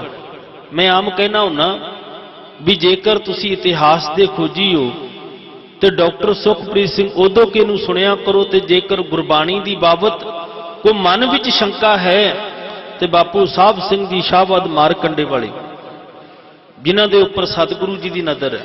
और मैं ज़्यादा समा ना लवां क्योंकि पहले ही बहुत समा हो चुके हैं। डॉक्टर सुखप्रीत सिंह जी उदोके आप जी दे नाल 10 वजे तक गुरमत विचारां की सांझ पाउणगे। एकाग्रता दे नाल उन्हां पासों गुरमत विचारां सरवण करिए। वाहिगुरू जी का खालसा, वाहिगुरू जी की फतेह।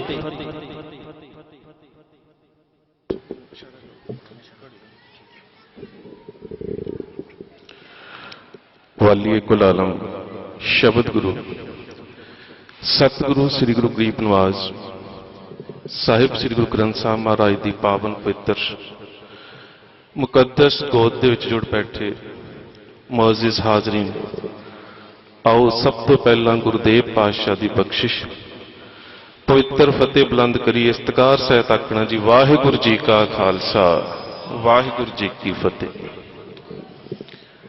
साडे तो विछड़ चुके वीर, जिसनों अक्सर असीं उस दी फिल्मी जिंदगी दे विच दीप सिद्धू दे नाम दे नाल, असल नाम संदीप सिंह सिद्धू ते परिवार दे विच सोनू दे नाम दे नाल जानदे हां। दरअसल दीप कित्थे जन्मिया, उसने किहड़े किहड़े खेतर दे विच कारज कीते, जो कुछ सामने आया वो की सी, ये दरअसल सारे ही असी हुण जानते हैं तकरीबन। ਪਰ ਸਭ ਤੋਂ ਵੱਡੀ ਅਹਿਮ ਗੱਲ ਹੈ ਕਿ ਜਿਸ ਖੜੋਤ ਨੂੰ ਉਸ ਨੇ ਤੋੜਿਆ, ਜਿਸ ਪਾਤਸ਼ਾਹੀ ਦਾਅਵੇ ਦੀ ਗੱਲ ਤੁਸੀਂ ਪਿੱਛੇ ਲਿਖੀ ਪੜ੍ਹ ਰਹੇ ਹੋ, ਹਮ ਰਾਖਤ ਪਾਤਸ਼ਾਹੀ ਦਾਵਾ, ਉਹ ਪਾਤਸ਼ਾਹੀ ਦਾਵਾ ਕੀ ਹੈ? ਜਾਂ ਫਿਰ ਜਿਹੜੀਆਂ ਗੱਲਾਂ ਉਸ ਨੇ ਸਾਂਝੀਆਂ ਕੀਤੀਆਂ, ਜਿਹੜੀਆਂ ਗੱਲਾਂ ਨੇ ਨੌਜਵਾਨੀ ਨੂੰ ਧੁਰ ਅੰਦਰੋਂ ਹਿਰਦੇ ਤੋਂ ਟੁੰਬਿਆ, ਔਰ ਇਵੇਂ ਟੁੰਬਿਆ ਕਿ ਨੌਜਵਾਨ ਜਿਹੜੇ ਸੀ ਉਸ ਦੀ ਚੇਤਨਤਾ ਦੇ ਵਹਿਣ ਦੇ ਵਿੱਚ ਵਹਿ ਗਏ। ਉਹੀ ਕਾਰਨ ਹੈ ਨਾ ਕਿ ਅੱਜ ਜਦੋਂ ਅਸੀਂ ਗੁਰੂ ਦੀ ਗੋਦ ਦੇ ਵਿੱਚ ਬੈਠੇ ਉਸ ਦੀਆਂ ਗੱਲਾਂ ਕਰਨਾ ਚਾਹੁੰਦੇ ਆ, ਉਸ ਦੀਆਂ ਗੱਲਾਂ ਸੁਣਨਾ ਚਾਹੁੰਦੇ ਆ, ਤਾਂ ਉਹਦੇ ਵਿੱਚ ਸਭ ਤੋਂ ਵੱਡਾ ਕਾਰਨ ਤਾਂ ਇਹੀ ਹੈ ਨਾ ਕਿ ਕਿਤੇ ਨਾ ਕਿਤੇ ਸਾਡੀ ਮਾਨਸਿਕਤਾ ਨੂੰ ਉਸ ਨੇ ਪ੍ਰਭਾਵਿਤ ਜ਼ਰੂਰ ਕੀਤਾ ਹੈ। ਕੇਵਲ ਮੈਂ ਤਾਂ ਇਸ ਗੱਲ ਤੋਂ ਬੜਾ ਹੈਰਾਨ ਹੈ ਕਿ ਉਹਨਾਂ ਲੋਕਾਂ ਨੂੰ ਵੀ ਪ੍ਰਭਾਵਿਤ ਕੀਤਾ ਹੈ ਜਿਹੜੇ ਲੋਕ 25 ਤੇ 26 ਤਰੀਕ ਨੂੰ ਸਾਨੂੰ ਗਦਾਰ ਕਹਿੰਦੇ ਸੀ। ਉਹ ਲੋਕ ਵੀ ਅੱਜ ਪ੍ਰਭਾਵਿਤ ਹੋਏ ਨੇ। ਸੋ ਕਿਤੇ ਨਾ ਕਿਤੇ ਕੋਈ ਕਾਰਨ ਤਾਂ ਹੈ, ਤੇ ਉਹਨਾਂ ਕਾਰਨਾਂ ਦੀ ਸ਼ਨਾਖਤ ਕਰਨੀ ਬਹੁਤ ਜ਼ਰੂਰੀ ਹੈ। ਜੇਕਰ ਅਸੀਂ ਉਹਨਾਂ ਕਾਰਨਾਂ ਦੀ ਸ਼ਨਾਖਤ ਨਹੀਂ ਕਰਾਂਗੇ ਤਾਂ ਏਡੇ ਵੱਡੇ ਸੰਘਰਸ਼ ਦੇ ਵਿੱਚ, ਮੈਂ ਪਹਿਲੇ ਵੀ ਇੱਕ ਦਿਨ ਗੱਲ ਕੀਤੀ ਸੀ ਕਿ ਸਰਦਾਰ ਅਜਮੇਰ ਸਿੰਘ ਹੁਣਾਂ ਨੇ ਇੱਕ ਐਂਥਰੋਪੋਲੋਜਿਸਟ ਜਾਇਸ ਪੈਟੀਗਰੂ ਦਾ ਹਵਾਲਾ ਦੇ ਕੇ ਇੱਕ ਗੱਲ ਲਿਖੀ ਸੀ ਕਿ ਕਈ ਵਾਰੀ ਸਮਾਜ ਦੇ ਵਿੱਚ ਸਮੱਸਿਆਵਾਂ ਪੈਦਾ ਹੁੰਦੀਆਂ ਨੇ, ਉਹਨਾਂ ਸਮੱਸਿਆਵਾਂ ਦੇ ਹੱਲ ਦੇ ਵਾਸਤੇ ਲੋਕ ਇਕੱਠੇ ਹੁੰਦੇ ਨੇ, ਇੱਕ ਲੋਕ ਲਹਿਰ ਬਣਦੀ ਹੈ, ਵੱਡਾ ਸੰਘਰਸ਼ ਜਨਮ ਲੈ ਲੈਂਦਾ ਹੈ। ਇਹ ਸਾਰਾ ਵਰਤਾਰਾ ਤੁਸੀਂ ਪਿਛਲੇ ਸਾਲ 'ਚ ਵੇਖਿਆ ਕਿ 3 ਖੇਤੀ ਵਿਰੋਧੀ ਕਾਨੂੰਨ ਜਿਹੜੇ ਨੇ ਉਹ ਬਣਦੇ ਨੇ, ਉਹਨਾਂ ਦੇ ਖਿਲਾਫ ਲੋਕਾਂ ਦੇ ਮਨਾਂ 'ਚ ਇੱਕ ਚੇਤਨਤਾ ਪੈਦਾ ਹੁੰਦੀ ਹੈ। ਉਹ ਚੇਤਨਤਾ ਜਗ੍ਹਾ ਜਗ੍ਹਾ ਦੇ ਉੱਪਰ ਇੱਕ ਲਹਿਰ ਦਾ ਰੂਪ ਲੈ ਲੈਂਦੀ ਹੈ। ਉਹ ਸਾਰੀਆਂ ਲਹਿਰਾਂ ਦੇ ਵਹਾਅ ਜਦੋਂ ਇਕੱਠੇ ਹੁੰਦੇ ਨੇ ਤੇ ਇੱਕ ਵੱਡੇ ਸੰਘਰਸ਼ ਦਾ ਇੱਕ ਵਿਰਾਟ ਰੂਪ ਜਿਹੜਾ ਉਹ ਧਾਰਨ ਹੋ ਜਾਂਦਾ ਹੈ। ਪਰ ਵੱਖਰਾਪਨ ਕੀ ਹੈ? ਵੱਖਰਾਪਨ ਇਹ ਹੈ ਕਿ ਜਦੋਂ ਸੰਘਰਸ਼ ਦਾ ਇਹ ਸਿਖਰ ਜਾਂ ਉਗਰ ਰੂਪ ਸੰਸਾਰ ਦੇ ਵਿੱਚ ਪੈਦਾ ਹੁੰਦਾ ਹੈ ਤਾਂ ਉਸ ਸੰਘਰਸ਼ ਦੀ ਅਗਵਾਈ ਕਰਨ ਵਾਲਾ ਜਾਂ ਚੰਗੀ ਅਗਵਾਈ ਕਰਨ ਵਾਲਾ ਜਿਹੜਾ ਨਾ, ਉਹ ਕੋਈ ਨਾ ਕੋਈ ਆਗੂ ਸਥਾਪਿਤ ਹੁੰਦਾ ਹੈ, ਕੋਈ ਐਸਟੈਬਲਿਸ਼ਮੈਂਟ ਹੁੰਦੀ ਹੈ। ਪਰ ਇਸ ਸਾਰੇ ਵਰਤਾਰੇ ਦੇ ਵਿੱਚ ਵੱਖਰੀ ਗੱਲ ਇਹ ਹੈ ਕਿ ਇੰਨੇ ਵੱਡੇ ਸੰਘਰਸ਼ ਦੇ ਵਿੱਚ ਆਪਣੇ ਆਪ ਨੂੰ ਇਸ ਸੰਘਰਸ਼ ਦੇ ਲੀਡਰ ਜਿਹੜੇ ਸੀ ਉਹ ਕਹਿਣ ਵਾਲੇ ਸਥਾਪਤੀ ਦੀ ਜਗ੍ਹਾ ਨਹੀਂ ਲੈ ਸਕੇ, ਤੇ ਜਿਸ ਨੂੰ ਉਹਨਾਂ ਲੀਡਰਾਂ ਵੱਲੋਂ ਗਦਾਰ ਕਿਹਾ ਜਾਂਦਾ ਸੀ, ਸਰਕਾਰ ਦਾ ਏਜੰਟ ਕਿਹਾ ਜਾਂਦਾ ਸੀ, RSS ਦਾ, BJP ਦਾ ਜਿਹੜਾ ਏਜੰਟ ਕਿਹਾ ਜਾਂਦਾ ਸੀ, ਅੱਜ ਉਹ ਨੌਜਵਾਨਾਂ ਦੀ ਮਾਨਸਿਕਤਾ ਦੇ ਵਿੱਚ ਜਗ੍ਹਾ ਬਣਾ ਕੇ ਬੈਠਾ। ਸੋ ਇਹ ਅਹਿਮ ਕਾਰਨ ਹੈ ਜਿਸ ਕਾਰਨ ਦਾ ਸ਼ਨਾਖਤ ਕਰਨ ਦੀ ਲੋੜ ਹੈ ਕਿ ਸੰਘਰਸ਼ ਦੇ ਆਗੂ ਜਿਹੜੇ ਨੇ ਉਹ ਤਾਂ ਲੋਕਾਂ ਦੀ ਮਾਨਸਿਕ ਚੇਤਨਤਾ ਦੇ ਵਿੱਚ ਆਪਣੀ ਜਗ੍ਹਾ ਬਣਾ ਹੀ ਨਹੀਂ ਸਕੇ, ਤੇ ਆਗੂਆਂ ਵੱਲੋਂ ਜਿਸ ਨੂੰ ਗਦਾਰ ਕਿਹਾ ਜਾਂਦਾ ਸੀ ਉਹ ਕੌਮ ਦਾ ਨਾਇਕ ਹੋ ਨਿਬੜਿਆ। ਕਾਰਨ ਕੀ ਹੈ? ਇਹਨਾਂ ਕਾਰਨਾਂ ਨੂੰ ਤਾਂ ਵੇਖਣਾ ਪਵੇਗਾ ਨਾ। ਸ਼ਾਇਰੇ ਮਸ਼ਰਕ ਡਾਕਟਰ ਮੁਹੰਮਦ ਇਕਬਾਲ ਆਪਣੀ ਇੱਕ ਕਿਤਾਬ ਬਾਂਗੇ ਦਰਾ ਦੇ ਵਿੱਚ ਇੱਕ ਸ਼ੇਰ ਲਿਖਦਾ ਹੈ, तुंदिए बादिए बरखिलाफ से मत घबरा ए औकाब, जे तो चलती है तुझे ऊंचा उड़ाने के लिए। कि हवा दे रुख दे विच आम पंछी ते पतंगां ते उड़दे ने, पर हवा दी उल्ट दिशा दे विच भी अपनी उड़ान नूं जारी रखना यह बाजां दा काम हुंदा है, आम पंछियां दा काम नहीं हुंदा। सो सब तो अहम गल यह सी कि इस सारे वहा दे उल्ट दीप जिहड़ा वो कौम की मानसिकता दे विच एक नायक होकर उभरदा है। हुण वो नायक होकर क्यों उभरदा है? सवाल तो यह है ना कि इन्नी सारी लीडरशिप वो जगह नहीं लै सकी पंजाब दी जां समुचे इस खित्ते की नौजवानी के मनां दे विच जिहड़ी जगह दीप सिद्धू की बनी। मैं उहदियां तुहाडे नाल कुछ गल्लां साझीआं करदा हां। मैं एक दिन अगे भी कीती सी। एक दिन उसका मैनूं फोन आउंदा है कि कोई जरूरी मसला है, विचार करनी है, तो मैं उसनूं कहा कि तू मेरे कोल पिंड आ जा। मैनूं कहंदा कि नहीं, तुसीं लुधियाणे आ जाओ, किसी होर ने भी आउणा है। मैं जदों लुधियाणे गया तो मेरे जाण तो पहलां सरदार अजमेर सिंह हुणी भी बैठे सी। 3 घंटे असीं बैठे ते 3 घंटे जिस मुद्दे के उपर चर्चा हुई ना, मैनूं नहीं लगता ਕਿ ਅਸੀਂ ਉਸ ਮੁੱਦੇ ਨੂੰ ਸ਼ਬਦਾਂ 'ਚ ਸਾਰੇ ਹੀ ਜਾਣਦੇ ਹਾਂ, ਪਰ ਕਦੀ ਅਸੀਂ ਉਸ ਦੇ ਉੱਪਰ ਚਰਚਾ ਕੀਤੀ। ਉਹ ਮੁੱਦਾ ਪਤਾ ਕੀ ਸੀ? ਦੀਪ ਕਹਿੰਦਾ ਕਿ ਜਦੋਂ ਅਸੀਂ ਅਰਦਾਸ 'ਚ ਖੜੇ ਹੁੰਨੇ ਆ, ਉਸ ਅਰਦਾਸ ਦੇ ਵਿੱਚ ਅਕਾਲੀ ਵੀ ਹੋ ਸਕਦਾ, ਕਾਂਗਰਸੀ ਵੀ ਹੋ ਸਕਦਾ, ਕੋਈ ਤਰਕਸ਼ੀਲ ਵੀ ਹੋ ਸਕਦਾ ਹੈ, ਕੋਈ ਲੈਫਟਿਸਟ ਵੀ ਹੋ ਸਕਦਾ, ਕਿਸੇ ਵੀ ਪਾਰਟੀ ਦਾ ਬੰਦਾ ਅਰਦਾਸ 'ਚ ਖੜਾ ਤਾਂ ਹੁੰਦਾ ਨਾ। ਤੇ ਜਦੋਂ ਅਸੀਂ ਅਰਦਾਸ 'ਚ ਖੜੇ ਹੁੰਨੇ ਆ, ਫਿਰ ਸਾਰੇ ਹੀ ਇੱਕ ਗੱਲ ਕਹਿ ਰਹੇ ਹੁੰਨੇ ਆ, ਰਾਜ ਕਰੇਗਾ ਖਾਲਸਾ, ਆਕੀ ਰਹੇ ਨਾ ਕੋਈ। ਉਹ ਕਹਿੰਦਾ ਕੀ ਇਹ ਜਿਹੜੇ ਸ਼ਬਦ ਨੇ, ਇਹ ਸ਼ਬਦਾਂ ਤੱਕ ਹੀ ਸੀਮਤ ਨੇ ਕਿ ਸਿੱਖੀ ਦੇ ਮਨ ਦੇ ਅਵਚੇਤਨ ਧਾਰਾਵਾਂ ਦੇ ਵਿੱਚ ਜਾਂ ਅਵਚੇਤਨ ਸੱਤਾ ਦੇ ਵਿੱਚ ਸੱਚੀ ਕਿਤੇ ਰਾਜ ਪ੍ਰਾਪਤੀ ਦਾ ਅੰਸ਼ ਪਿਆ? ਇਹ ਅਵਚੇਤਨ ਹੈ ਜਿਸ ਨੂੰ ਦੀਪ ਪੰਜਾਬ ਦੇ ਇਸ ਅਵਚੇਤਨ ਨੂੰ ਕਿਤੇ ਨਾ ਕਿਤੇ ਟੁੰਬਣ ਦੇ ਵਿੱਚ ਕਾਮਯਾਬ ਰਿਹਾ ਹੈ। ਉਸ ਨੇ ਇਸ ਅੰਸ਼ ਦੀ ਸ਼ਨਾਖਤ ਕੀਤੀ ਕਿ ਕਿਤੇ ਨਾ ਕਿਤੇ ਜਿਹੜੀ ਪੰਜਾਬ ਦੀ ਨੌਜਵਾਨੀ ਹੈ ਉਹਦੇ ਅੰਦਰ ਇਹ ਅੰਸ਼ ਪਿਆ ਜ਼ਰੂਰ ਹੈ। ਹੁਣ ਅਸੀਂ ਉਸ ਦੀ ਸ਼ਨਾਖਤ ਨਹੀਂ ਕਰ ਸਕੇ। ਇਸ ਵਾਰੀ ਲੀਡਰਸ਼ਿਪ ਦਾ ਫੇਲਰ ਕਿੱਥੇ ਰਿਹਾ? ਲੀਡਰਸ਼ਿਪ ਨਾਕਾਮ ਕਿਉਂ ਰਹੀ? ਕਿ ਜਿਹੜਾ ਨੌਜਵਾਨੀ ਦੇ ਮਨ ਅੰਦਰ ਦਿੱਲੀ ਦੇ ਪ੍ਰਤੀ ਉਹਦੇ ਅਵਚੇਤਨ ਸੱਤਾ ਦੇ ਵਿੱਚ ਜਿਹੜਾ ਇੱਕ ਵਿਰੋਧ ਪਿਆ ਸੀ, ਉਹ ਉਸ ਨੂੰ ਸਮਝ ਨਹੀਂ ਸਕਿਆ। ਇਹ ਸਭ ਤੋਂ ਅਹਿਮ ਜਿਹੜਾ ਕਹਿ ਸਕਦੇ ਹਾਂ ਕਿ ਇਸ ਵੱਡੇ ਸੰਘਰਸ਼ ਦੀ ਲੀਡਰਸ਼ਿਪ ਦਾ ਇਹ ਫੇਲਰ ਰਿਹਾ। ਦੂਸਰੀ ਜਿਹੜੀ ਸਭ ਤੋਂ ਅਹਿਮ ਗੱਲ ਸੀ, ਉਹ ਅਹਿਮ ਗੱਲ ਸੀ ਕਿ ਤੁਸੀਂ ਪਿੱਛੇ ਲਿਖਿਆ ਪੜ੍ਹ ਰਹੇ ਹੋ, ਹਮ ਰਾਖਤ ਪਾਤਸ਼ਾਹੀ ਦਾਵਾ। ਸੋ ਪਹਿਲੀ ਗੱਲ ਤੇ ਇਹ ਹੈ ਕਿ ਜਦੋਂ ਕੋਈ ਨੌਜਵਾਨ ਇਸ ਤਰ੍ਹਾਂ ਦੀ ਉਮਰ ਦੇ ਵਿੱਚ ਪਾਤਸ਼ਾਹੀ ਦਾਅਵੇ ਦੀ ਗੱਲ ਕਰਦਾ ਹੈ, ਤਾਂ ਬੇਸ਼ੱਕ ਅੱਜ ਉਹਦੇ ਜਾਣ ਤੋਂ ਬਾਅਦ ਅਸੀਂ ਸਟੇਜ ਦੇ ਉੱਪਰ ਜਿੰਨੀਆਂ ਮਰਜ਼ੀ ਗੱਲਾਂ ਕਰੀਏ, ਪਰ ਉਸ ਵੇਲੇ ਸਾਨੂੰ ਲੱਗਦਾ ਨਹੀਂ, ਇਹ ਸੰਘਰਸ਼ ਨੂੰ ਖਰਾਬ ਕਰਨ ਵਾਸਤੇ ਆ ਗਿਆ। ਗਰਮ ਗੱਲ ਕੀਤੀ ਜਾ ਰਹੀ ਹੈ, ਜਜ਼ਬਾਤਾਂ ਦੇ ਵਹਿਣ ਦੇ ਵਿੱਚ ਲੋਕਾਂ ਨੂੰ ਵਹਾਇਆ ਜਾ ਰਿਹਾ, ਉਸ ਵੇਲੇ ਕਿਹਾ ਜਾਂਦਾ ਹੈ। ਪਰ ਇਹ ਕੇਵਲ ਦੀਪ ਦੇ ਨਾਲ ਨਹੀਂ ਵਾਪਰਿਆ, ਇਹ ਦੁਨੀਆ ਦੀ ਤਾਰੀਖ ਦੇ ਵਿੱਚ ਬਹੁਤ ਸਾਰੇ ਇਤਿਹਾਸ 'ਚ ਐਸੇ ਤੁਹਾਨੂੰ ਵਰਤਾਰੇ ਮਿਲ ਜਾਣਗੇ ਜਦੋਂ ਇੰਜ ਹੁੰਦਾ ਹੈ। ਅੱਜ ਜਦੋਂ ਅਸੀਂ ਯਹੂਦੀਆਂ ਦੀ ਗੱਲ ਕਰਦੇ ਹਾਂ, ਇਜ਼ਰਾਈਲ ਤੇ ਇਜ਼ਰਾਈਲ ਦੇ ਵਿੱਚ ਮਾਊਂਟ ਹਰਜ਼ਲ, ਤੇ ਉਹਦੇ ਬਾਰੇ ਇਹ ਕਿਹਾ ਜਾਣਾ ਕਿ ਮਾਊਂਟ ਹਰਜ਼ਲ ਜਿਹੜੀ ਹੈ ਇਹ ਇਜ਼ਰਾਈਲ ਦੇ ਜਨਮਦਾਤੇ ਜਾਂ ਇਜ਼ਰਾਈਲ ਦੇ ਜਨਮਦਾਤਿਆਂ ਦੇ ਵਿੱਚੋਂ ਇੱਕ ਨੌਜਵਾਨ ਹਰਜ਼ਲ ਦੀ ਯਾਦ ਦੇ ਵਿੱਚ ਹੈ। ਤੇ ਜਦੋਂ ਅਸੀਂ ਹਰਜ਼ਲ ਥਿਓਡੋਰ ਦੀ ਗੱਲ ਕਰਦੇ ਹਾਂ, ਤੇ ਜਦੋਂ ਉਹ ਨੌਜਵਾਨ ਇਸ ਖੇਤਰ ਦੇ ਵਿੱਚ ਆਇਆ ਸੀ ਕਿ ਮੈਂ ਆਪਣੀ ਨੌਜਵਾਨੀ ਜਾਂ ਮੈਂ ਆਪਣੀ ਕੌਮ ਦੇ ਅਵਚੇਤਨ ਦੇ ਵਿੱਚ ਪਏ ਇਸ ਅੰਸ਼ ਨੂੰ ਜਗਾਉਣਾ ਹੈ ਕਿ ਇੱਕ ਸਮੁੱਚੀ ਕੌਮ ਦੇ ਵਾਸਤੇ ਰਾਜ ਦੀ ਲੋੜ ਹੈ, ਤੇ ਉਸ ਵੇਲੇ ਵੀ ਜਿਹੜੀ ਲੀਡਰਸ਼ਿਪ ਸੀ ਨਾ, ਜਿਹੜੇ ਉਸ ਵੇਲੇ ਵੱਡੇ ਸੀਗੇ, ਜਿਨ੍ਹਾਂ ਦੇ ਕਾਰੋਬਾਰ ਸੀ, ਜਿਨ੍ਹਾਂ ਕੋਲ ਪੈਸਾ ਸੀ, ਜਾਂ ਜਿਨ੍ਹਾਂ ਨੇ ਸਿਆਸੀ ਸੱਤਾ ਮੰਨਣੀ ਸੀ, ਉਹ ਕਹਿੰਦੇ ਸੀ ਉਹ ਮੁੰਡਾ ਮਰਵਾਊਗਾ ਸਾਨੂੰ। ਅੱਜ ਕਹਿੰਦੇ ਨੇ ਕਿ ਉਹਦੇ ਕਰਕੇ ਇੱਕ ਦੇਸ਼ ਹੋਣ ਦੇ ਵਿੱਚ ਆ ਗਿਆ, ਪਰ ਉਸ ਸਮੇਂ ਹਰਜ਼ਲ ਥਿਓਡੋਰ ਦੀ ਪੂਰੀ ਵਿਰੋਧਤਾ ਹੋਈ। ਉਸ ਨੇ ਇੱਕ ਮੀਟਿੰਗ ਸੱਦੀ ਕਿ ਕਿਸੇ ਨਾ ਕਿਸੇ ਤਰੀਕੇ ਦੇ ਨਾਲ ਸਾਰੇ ਆਗੂ ਜਿਹੜੇ ਨੇ ਇਹਨਾਂ ਨੂੰ ਇੱਕ ਜਗ੍ਹਾ ਦੇ ਉੱਪਰ ਇੱਕ ਪ੍ਰਵਾਹ ਦੇ ਰੂਪ ਵਿੱਚ ਤੋਰਿਆ ਜਾ ਸਕੇ। ਬਹੁਤ ਘੱਟ ਲੋਕ ਆਏ, ਸ਼ਾਇਦ 230 ਲੋਕ ਆਏ। ਜਦੋਂ ਉਸਨੇ ਕਿਹਾ ਕਿ ਹਾਜ਼ਰੀ ਰਜਿਸਟਰ ਦੇ ਉੱਪਰ ਆਪਣੇ ਨਾਮ ਲਿਖ ਦਿਓ, ਤੇ 199 ਨੇ ਆਪਣੇ ਨਾਮ ਲਿਖੇ। ਕੁਝ ਨਾਮ ਲਿਖਣ ਤੋਂ ਵੀ ਡਰਦੇ ਸੀ, ਤੇ ਜਦੋਂ ਫੋਟੋ ਲਾਉਣ ਲੱਗੇ ਨਾ, ਤੇ 162 ਬੰਦੇ ਰਹਿ ਗਏ। ਬਾਕੀ ਕਹਿੰਦੇ ਕਿ ਬਾਕੀ ਤਾਂ ਠੀਕ ਹੈ, ਅਸੀਂ ਤੁਹਾਡੇ ਨਾਲ ਸਹਿਮਤ ਹਾਂ, ਪਰ ਤੇਰੇ ਨਾਲ ਸਾਡੀ ਫੋਟੋ ਨਹੀਂ ਆਉਣੀ ਚਾਹੀਦੀ। 26 ਤੋਂ ਬਾਅਦ ਇਹ ਕੁਝ ਸਾਡੇ ਨਾਲ ਹੀ ਵਾਪਰਿਆ। ਚੜਿਆਲਾ ਸਾਹਿਬ ਬੈਠੇ ਆ, ਇਹਨਾਂ ਨਾਲ ਤਾਂ ਅਸੀਂ ਰਵਾ ਲੈਂਦੇ ਸੀ, ਇਹ ਸਾਡੇ ਕੋਲ ਬਹਿ ਜਾਂਦੇ ਸੀ, ਪਰ 26 ਤੋਂ ਬਾਅਦ ਸਾਡੇ ਨਾਲ ਇਹ ਵਾਪਰਿਆ।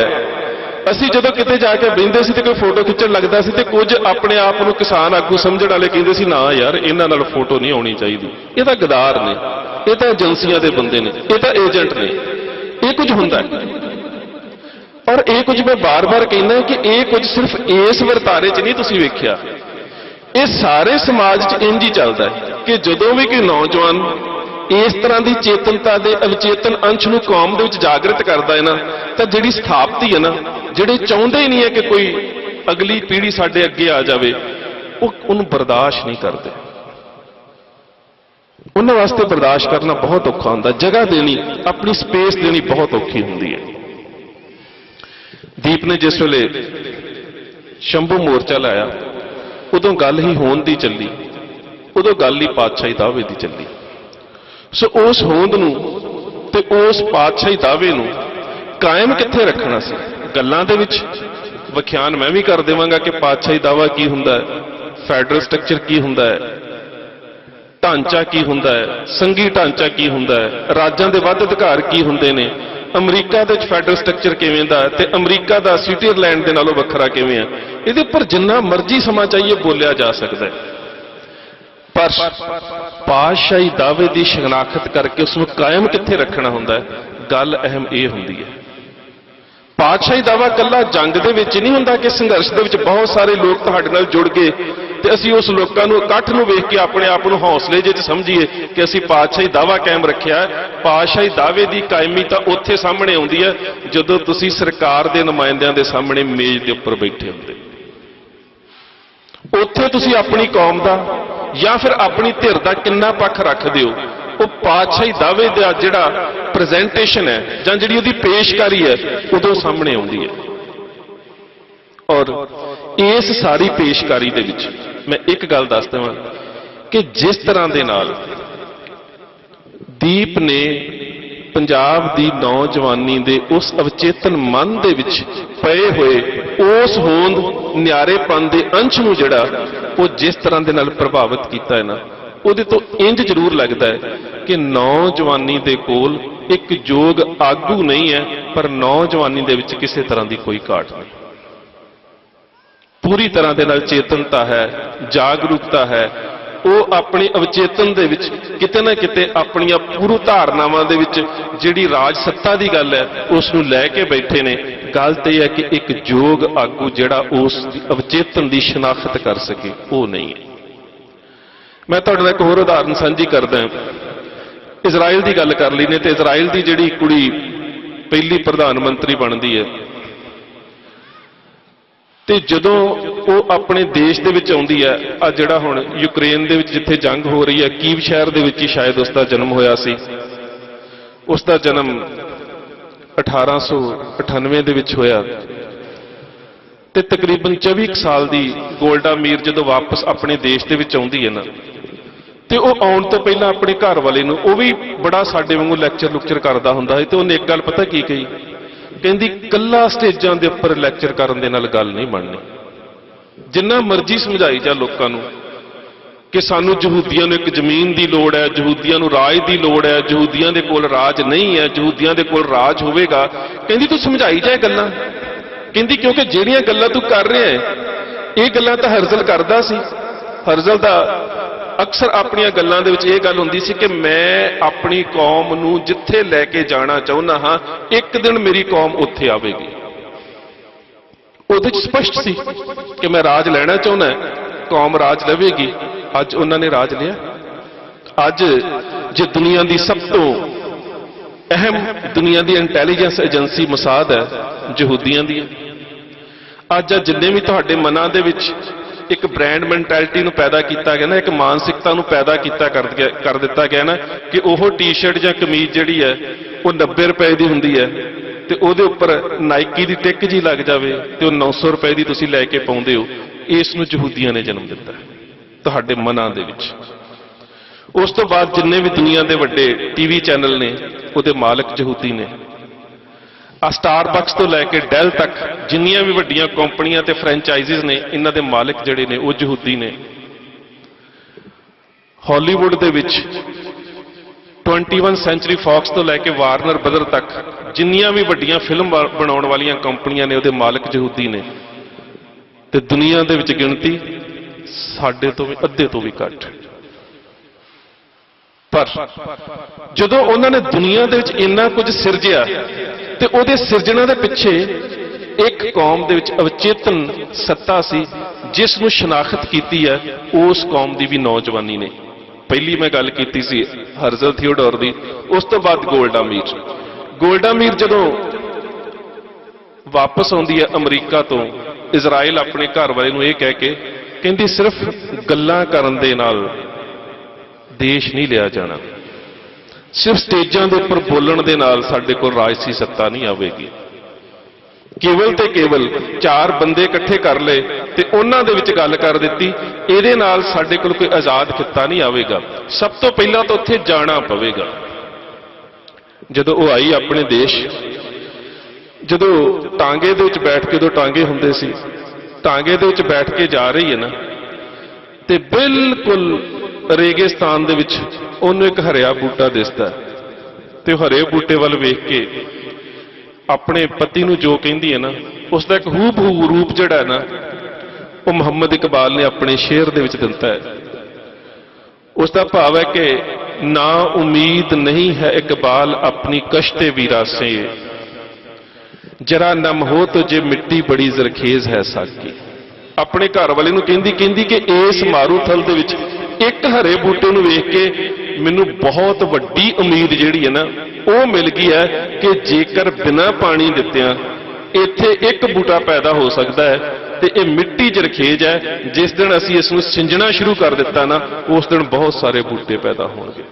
ਸੋ ਦੀਪ ਨੇ ਸਮੁੱਚੀ ਕੌਮੀਅਤ ਦੇ ਵਰਤਾਰੇ ਦੇ ਸਾਹਮਣੇ ਅਵਚੇਤਨ ਮਨ ਦੇ ਅੰਦਰ ਜਿਹੜਾ ਚੇਤਨਤਾ ਦਾ ਬੂਟਾ ਪ੍ਰਗਟ ਕੀਤਾ ਹੈ ਨਾ, ਉਹਨੇ ਕਿਤੇ ਨਾ ਕਿਤੇ ਸਾਨੂੰ ਪ੍ਰੈਕਟੀਕਲ ਰੂਪ ਦੇ ਵਿੱਚ ਇਹ ਤੇ ਸਮਝਾ ਦਿੱਤਾ ਹੈ ਨਾ ਕਿ ਬੂਟੇ ਬਹੁਤ ਸਾਰੇ ਪੈਦਾ ਹੋ ਸਕਦੇ ਨੇ, ਬਹੁਤ ਸਾਰੇ ਦੀਪ ਜਗ ਸਕਦੇ ਨੇ।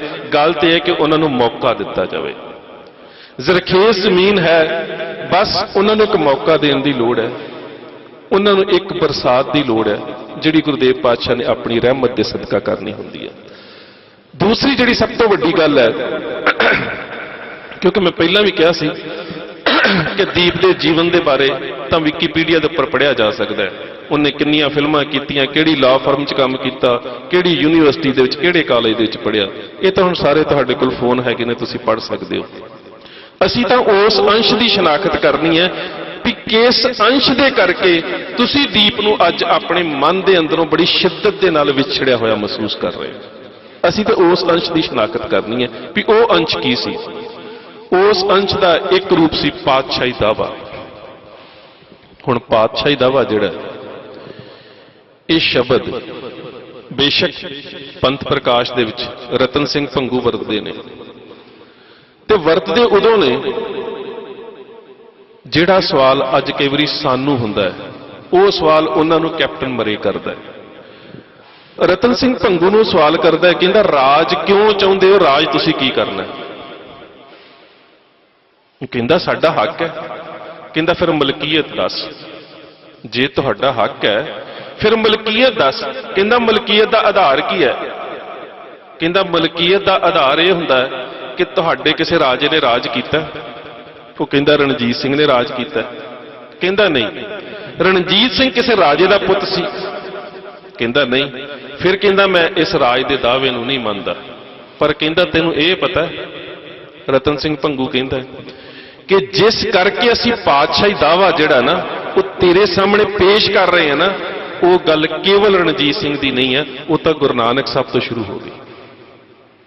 ਕਹਿੰਦਾ ਤੂੰ ਕਹਿੰਦਾ ਹੈ ਕਿ ਸਬੂਤ ਦੇ ਕਿ ਕੀ ਕੋਈ ਰਾਜੇ ਦਾ ਖਾਨਦਾਨ ਹੈ ਜਿਸ ਨੇ ਰਾਜ ਕੀਤਾ ਹੋਵੇ, ਤੇ ਕਹਿੰਦਾ ਮੈਂ ਤੈਨੂੰ ਇਹ ਦੱਸਣਾ ਚਾਹੁੰਦਾ ਕਿ ਜਿਸ ਨੇ ਸਾਨੂੰ ਪਾਤਸ਼ਾਹੀ ਦਾਅਵੇ ਦੀ ਗੱਲ ਸਮਝਾਈ ਹੈ ਨਾ, ਉਹਦੀ ਆਪਣੀ ਸਮਰੱਥਾ ਇੰਨੀ ਸੀ ਕਿ ਉਹ ਫਕੀਰ ਨੂੰ ਰਾਜਾ ਤੇ ਰਾਜੇ ਨੂੰ ਫਕੀਰ ਬਣਾ ਦਿੰਦਾ ਸੀ।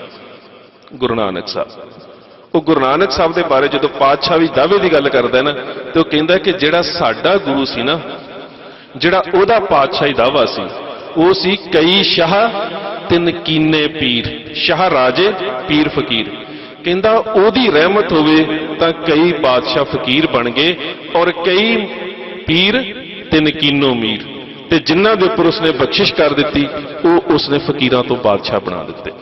ਇਹਦਾ ਮਤਲਬ ਕਿ ਸਾਡੀ ਜਿਹੜੀ ਪਾਤਸ਼ਾਹੀ ਦਾਅਵੇ ਦੀ ਗੱਲ ਹੈ, ਉਹ ਗੁਰੂ ਨਾਨਕ ਸੱਚੇ ਪਾਤਸ਼ਾਹ ਨੇ ਰਹਿਮਤ ਕਰਕੇ ਸਾਡੀ ਝੋਲੀ 'ਚ ਪਾ ਦਿੱਤੀ। ਇਸੇ ਕਰਕੇ ਇਸ ਗੱਲ ਨੂੰ ਅਸੀਂ ਸਮਝੀਏ ਜਾਂ ਨਾ ਸਮਝੀਏ, ਇਹ ਗੱਲ ਵੱਖਰੀ ਹੈ। ਭੱਟ ਸਾਹਿਬਾਨ ਬੜੇ ਪਿਆਰੇ ਸ਼ਬਦਾਂ 'ਚ ਇਹ ਗੱਲ ਕਹਿ ਦਿੰਦੇ ਨੇ ਗੁਰੂ ਨਾਨਕ ਸਾਹਿਬ ਦੀ ਸ਼ਖਸੀਅਤ ਦੇ ਬਾਰੇ, ਕਬ ਕਲਸ ਜਸ ਗਾਵੋ ਗੁਰੂ ਨਾਨਕ ਰਾਜ ਜੋਗ ਜਿਨ ਮਾਨਿਓ।